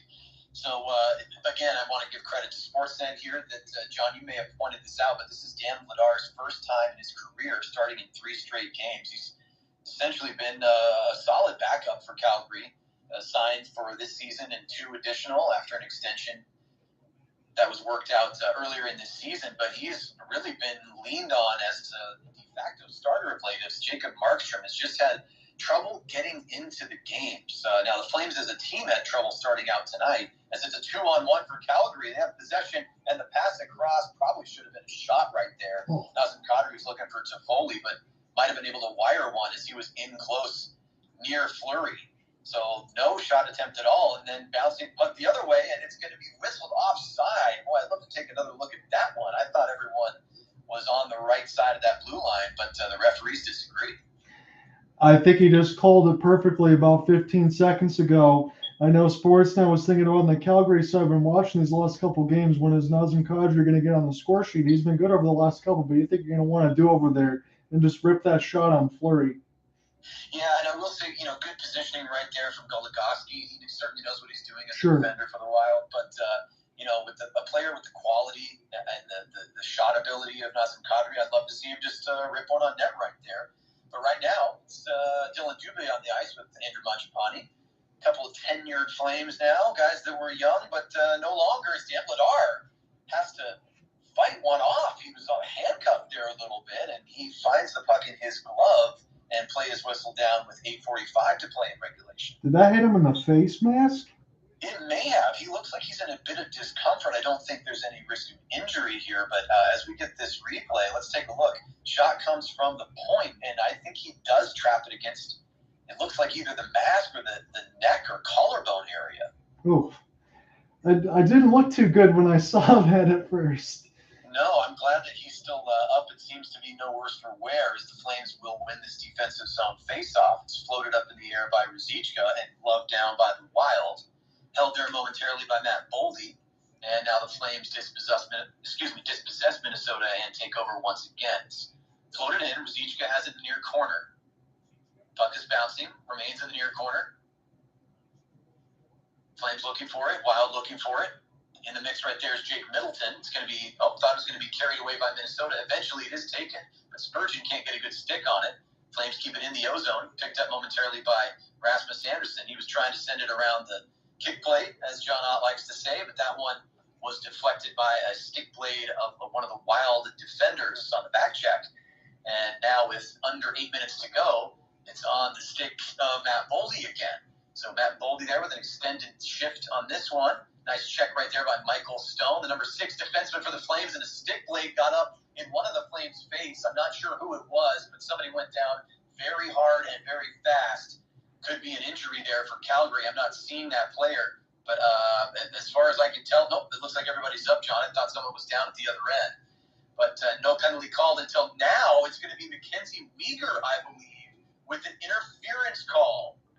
All right, Cooper. So I understand that is a little bit of interference there for MacKenzie Weegar on the other side. I'm not trying to be a homer the either way here, but I can also understand why Weegar's a little bit upset, because you've had over the last 5 or 6 minutes where you thought there'd be penalties called that were called in the first and second. Yeah, this is a very, very strange period, and I thought that was actually a decent check from MacKenzie Weegar. It looked like he was finishing Eriksson along the glass. Yes. That was an excellent check. No cross-checking, no holding or hooking, but he goes for interference. I have to disagree with that whistle as well. So this could be a huge opportunity here for the Wilds. The puck is dropped to Vladar's right. The O-zone draw is won by the visitors and held right here. There's a shot right on. Another bouncing puck in front of Vladar. Hanifin fights for it. He's down on a knee, and it's going to be covered by big number 80. Dan Vladar will have another defensive zone draw for Calgary. Yeah, so Calgary's had 5 power plays. Minnesota now with their 4th. Calgary's been excellent, 3 for 3 so far on the kill, and none bigger than one right now. Absolutely. Everyone has to stand tall, including Dan Vladar. He made a nice right pad save. Didn't think he actually saw it all the way, but he was in the right spot at the right time. Nice clear right there by the Flames with now about 17 seconds elapsed here in the man advantage for Minnesota. Puck is touched along right there by, I believe, Zuccarello. No, it's held by Zuccarello. Excuse me. He's back at the blue line in the offensive zone. At the blue line once again. There's a one-time attempt, kind of a half shot right there by Boldy. Didn't really get all of it, John, and it flutters toward the net. Still dangerous and gloved down by Vladar. Cooper, from the few times that I've seen Minnesota, especially when they played the Red Wings, Matt Boldy's absolutely tore up the other part of the opposition. He's another one of those players that can get very hot and cold. So I would look for Boldy, and I would look for Kirill Kaprizov, obviously, if Minnesota's going to get on the board in this power play. Yeah, that was an excellent pass from the blue line right there. Nice stretch pass. Boldy, if he would have gotten all of that one, that has a real chance to make it 3-3. But Flames do a good job right there of winning the defensive zone faceoff and slide this one all the way back down to Marc-Andre Fleury. 1:15 to go here in the power play. 3-2 Calgary from the Scotiabank Saddledome. John Ott here on color, along with Cooper Hopkins when my phone's not cutting out. But luckily we're in business right now. The Flames are in business on the penalty kill. And hopefully business is good. They're doing an excellent job right now at just killing some of this time. Tick, tick, tick for the Minnesota Wild. Now 6:20 on the clock and under a minute to go on the power play. But they do have possession. This one bounces to Zuccarello. He's back at the left point. Fires from a distance. It's loose in front of Vladar again. Can't count how many times I've said that in the past 5 minutes. But Dan Vladar finds it in front of him just outside of the crease. And he'll cover up one more time. We'll have to figure out what's going to happen if the Flames end up winning this game or not, because I think the next question again is, when is Jacob Markstrom going to get another start? Because Dan Vladar has been excellent. It's been his crease so far. Yes, it certainly has been Dan Vladar's night, and after a shaky first period, which really can't be completely shouldered by him. He was left out to dry for, I would say, both of those goals. Right now, we just are trying to keep the advantage for the Flames at 3-2. So 6 minutes to go, 30 seconds in the power play, 25 shots for each team. This one fluttered in front. In good position was Joel Eriksson, but he could not maintain possession of the puck, and the Flames try to carry out. Dube couldn't catch a pass with his stick plate, though. Loses possession, and now here comes Matt Zuccarello the other way. He swings this one down low, bounces off the kick plate, and guess what?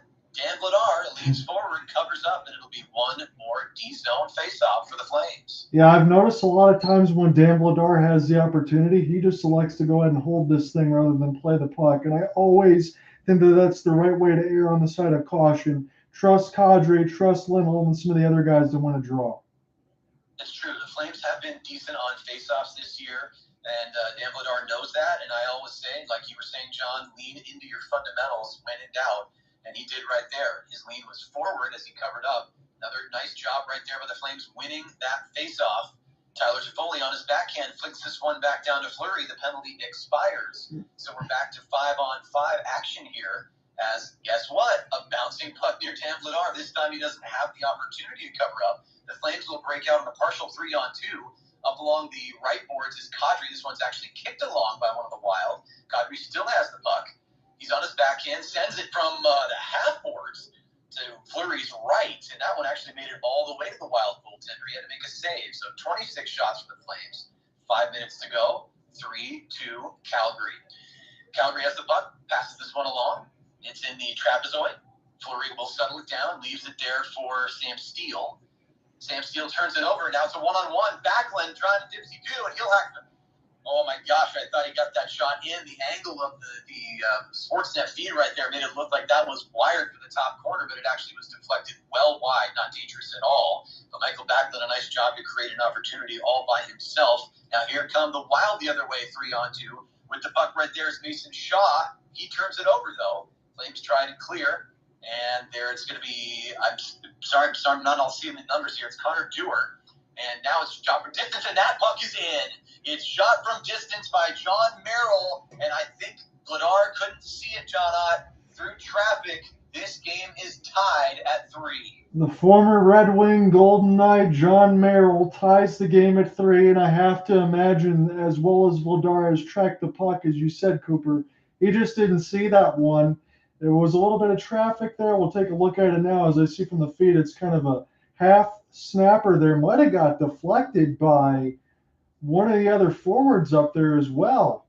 Was that Ryan John, Reeves? I'm actually seeing it right now. We have a case of really bad puck luck for the Calgary Flames. That shot was going wide, maybe by choice. Either way, Chris Tanev leaves his skate out in the lane of the shot. It bounces off the toe of his skate and up over the shoulder of Dan Vladar, 3-3. Well, this kind of face-off is won by the Flames at center ice after that unlucky goal right there. But either way, it's in. Sometimes they're greasy. That one certainly was. But the game's tied either way. Here come the Flames right in, and they take the lead right back. It's Rasmus Anderson on the backhand. 4-3 Calgary. Are you kidding me? I mean, I'm happy for you on that side for Cooper, but I mean, come on, Marc-Andre Fleury, they just scored you a goal there. How does that happen? My goodness, John, let's take a look at this replay. I think we're seeing the same thing at the same time. So this puck slides in right here. The Flames look for possession. It's turned over after a nice poke check by Lucic, and it comes out of the corner, and Rasmus Anderson makes himself look like his former teammate Johnny Gaudreau, flicks that one off the backhand, post and in, blocker side, and the Swedish defenseman makes it 4-3 Calgary. We're back under the action. That's a John Ott trademark right there. Less than 4 to go, but guess what? Where it counts, there are 4 goals for Calgary. On their 27th shot, they take the lead one more time. 3:50 on the clock now. Flames take it back up right there. It's Tyler Toffoli. He sends it over to Huberdeau on the left wing. It's now down in the corner. Action has picked up here, understandably, after 2 goals in about 10 seconds. And Toffoli and that first line are on the ice for the Flames with Elias Lindholm. And the puck is picked up by Boldy of Minnesota and careens it in to the far corner to Dan Vladar's right. Noah Hanifin chases it down. He's able to clear the zone. The puck is at neutral ice, held here by the Wild. Matt Dumba has the puck on his stick, fakes the slapper. He almost beats Tanev, now tries a sharp angle shot.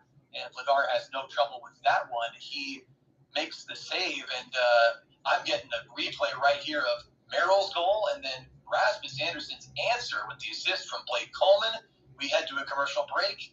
4-3 Flames. So they just showed this because I want to play devil's advocate on the other side. John Merrill got credited for the goal, and then I think John Merrill also might have been the one that screened Flower that allowed Rasmus Anderson to go right in and hit that backhand shot.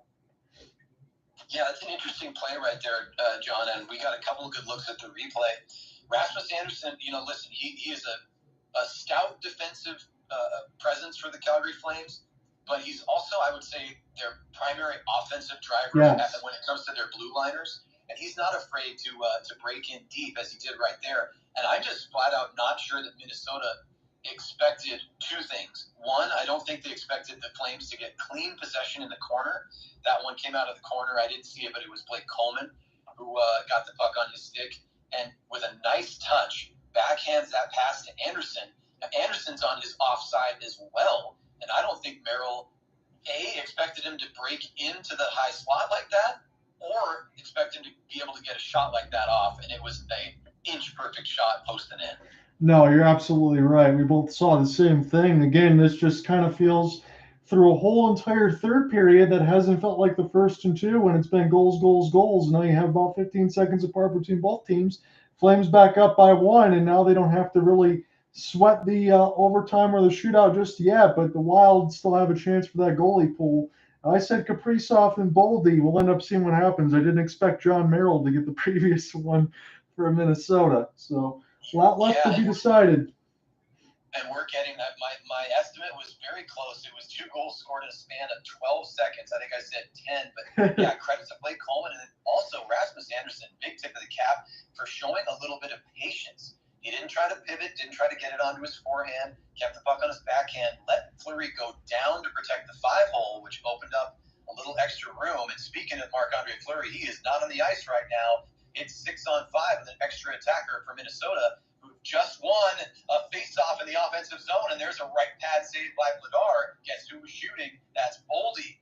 John Ott told you to keep an eye out, and there's a rebound attempt. That one shot off by Zuccarello. Now it's flicked all the way back down. This one will be an icing. So Boldy and Zuccarello, both with excellent opportunities, John, both turned to Holy cow, that was way too close there. Good job by Vladar to just kind of bend a little bit but not break on the defensive side there for Calgary too. But you got to make sure you win that defensive zone draw now because Minnesota looked pretty sure about what they wanted to do. Boy, Dean Evason and his crew, they were ready to tie this game up again. And the Flames have to win a face-off in their own zone. They do not do so, even though Kadri is the much better face-off man. He loses that one, and the Flames have to try to regain possession here and clear. The puck is bouncing. They do regain possession. They are able to clear it. This will be another icing as the shot toward the empty net was a few feet wide. So with 2:39 on the clock, and the Flames leading 4-3 here in Cowtown, as it's called in the province of Alberta, the Flames will fight for possession one more time. A lot of D-zone draws tonight, and this one's going to be taken by Kadri once again. Yep, just got to win this one here for Nazem. So last year's Stanley Cup winner with the Colorado Avalanche does win it. John, you said it, and it became the truth. The puck is now to Dan Vladar's left. It's being battled for by MacKenzie, Weegar, Zuccarello's in there. Now this one leaks through, and the Flames are able to get a stick on it and punch this puck all the way back down into the wild end of the ice. 2:20 to go, 28 shots Minnesota, 26 Calgary. The Flames have the lead by a single goal thanks to Rasmus Andersson. It's 4-3 for the home team. Puck's bounced in behind Dan Vladar. Guess who has it? It's Rasmus Andersson. Battling for the puck there is Boldy. Also battling is Joel Eriksson. The puck's still trapped between some skates. Hanifin in the mix as well. There's Mikael Backlund, the Swedish forward for the Flames, longest tenured Flame. Always like to give him a shout out when I can. Now the puck sent out from the near corner. It's held on the half boards, and there's a spinning shot right there, which is gloved down by Hanifin. Boldy backhands this one. It's over to Zuccarello. Tries to find a teammate in the slot, but no shot attempt. It just bounced wide of a stick, and the puck is all the way down in the far corner. Goligoski will pick up. He leaves it there for Keelan Addison, and the Minnesota Wild still skating 6-on-5 here, start their breakout, but an errant pass is picked up by Calgary. The clearing attempt is not a good one, though, and now it's loose not far from Dan Vladar. Taking it right there is Chris Tanev. He's able to get that to a teammate, and now here come the Flames. Tyler Toffoli shoots from mid-ice and makes it 5-3. He gets an embrace from MacKenzie, Weegar and assistant captain John Huberdeau because the Flames look like they're going to run away with this one, John Ott. That is a really good win for the Calgary Flames. I know it's got a little bit out of hand over the last couple minutes, but it was a third period where Minnesota really put on the pressure. You wanted to see how Calgary would respond. I think the empty net goal is very fitting on that side. Good job by Toffoli and the Flames here tonight. Yep, an excellent job of battling in their defensive end. That went from Tanev to Huberdeau to Lindholm. Lindholm, a nice crisp pass to Toffoli, who settles that puck, looks up, spots his target, and does not make a mistake. He fires and hits the empty net. It's 5-3 on the 27th shot of the night for the Flames, and now just a minute to go. Some of the fans are starting to head for the exits now, knowing that the outcome is all but determined at this point, but still moving their skates for the Minnesota Wild, and I think we actually have potentially an offside, or it might have been an icing. Either way, the play is whistled down with less than a minute to go. I know you talked about this a bunch of times. We could probably hit a little bit of it in the post game, but Calgary's so balanced in the way that they end up scoring some goals. If you just continue to get some of this pickup, you kind of like that because everybody's a threat on the ice for the Flames.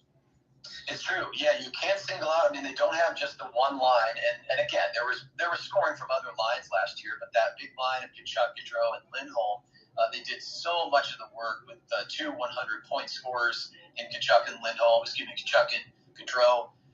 Now with 35 seconds, John, I think we can comfortably say, yeah, the Flames get production from everywhere because that's what they need to do to win. They just cannot lean on any one person. And Jonathan Huberdeau is still finding his stride as a Calgary Flame with 20 seconds here. The puck is picked up by the Wild. They have it to Vladar's right, and a bouncer is now taken by Kadri. He'll pass off the boards to himself, but he loses an edge for a moment. No danger, though, as it's picked up by the Flames, held there by Dillon Dube. He tries to stick handle. He'll hold possession with just a few seconds to go. Here comes Hanifin. He might want one tonight. There's another scoring chance. They tried to double him up, John, in the dying moments of this game.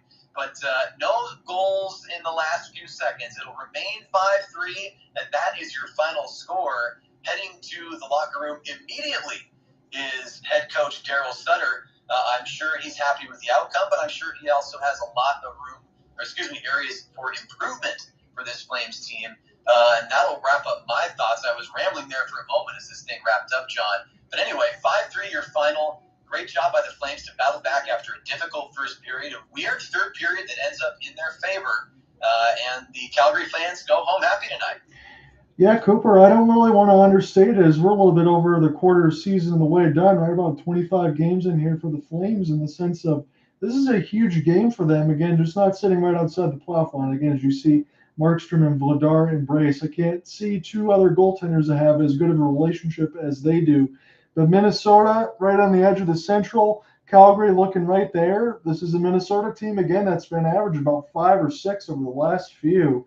And it's a really great win, and hopefully as we get into the Saturday portion of it, I don't know what you're going to be doing, Cooper, if you're going to be available for the Saturday contest. I'm going to cover that one anyway between the Maple Leafs and the Flames. So for as good as this one has been, I think it's a whole other test when Calgary plays Toronto on Saturday night in the opening of Hockey in Canada. Yep, that's going to be a big window into what this second quarter of the season, if you will, is going to look like for this team. As I was saying, this is, I think, what we both have talked about a number of times, and sort of the point I was trying to make as the game was coming to a close there. I think in a lot of ways the Flames are still trying to find their stride, and it's not just shown in their record. It's shown in the play on ice. And we're seeing goals scored from a number of different places, which you pointed out. I think if they could choose, I'm sure that everyone from Brad Treliving to Daryl Sutter to their teammates would be thrilled to see guys like Tyler Toffoli and who did make a big impact tonight, 2 goals, no mistake there. But guys like Jonathan Huberdeau and Elias Lindholm, they've turned things up a little bit of late, but still really haven't hit that ceiling that we know that they have, which is very high for both of those players. So, John, that will be a test for them on Tuesday. It's a bright light. It's a big stage against a team like the Toronto Maple Leafs. And I'm certainly hoping that you and I will be there with no technical difficulties. We'll have a nice, clean broadcast. Hopefully we can cover that one. All right, so it'll be cool if we can plan that on this weekend. So that's going to be Saturday at 7 Eastern between the Maple Leafs and the Flames.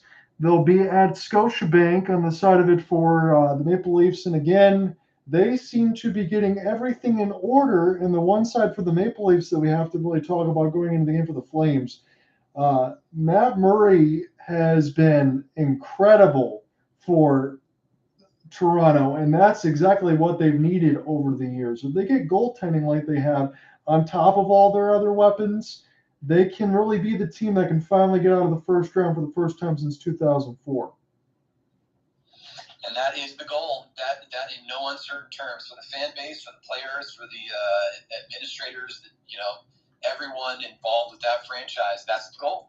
The first round has been the crucible for them. They haven't been able to cross it. They haven't been able to break through that barrier. And I think anything other than that this year, at least hitting that second round, as has been the case for a couple of seasons now, I'm sure everyone would consider it a failure if they're not able to advance further than that.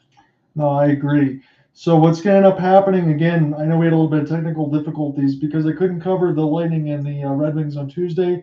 I think I'm going to cover the Panthers and the Red Wings Thursday tomorrow because that's the only game that's on the ESPN Hulu side. So I'll be able to do that and save everybody from the ESPN commentary that can be a little suspect. And then Cooper and I will be back on the Saturday side, but I'm not trying to toot my own horn. It's just sometimes when you get those ESPN only games, they get a little rough. Hey, listen up, everybody. This is the only amateur on this broadcast is the one who's speaking right now. John Ott is a legitimate professional broadcaster, everybody.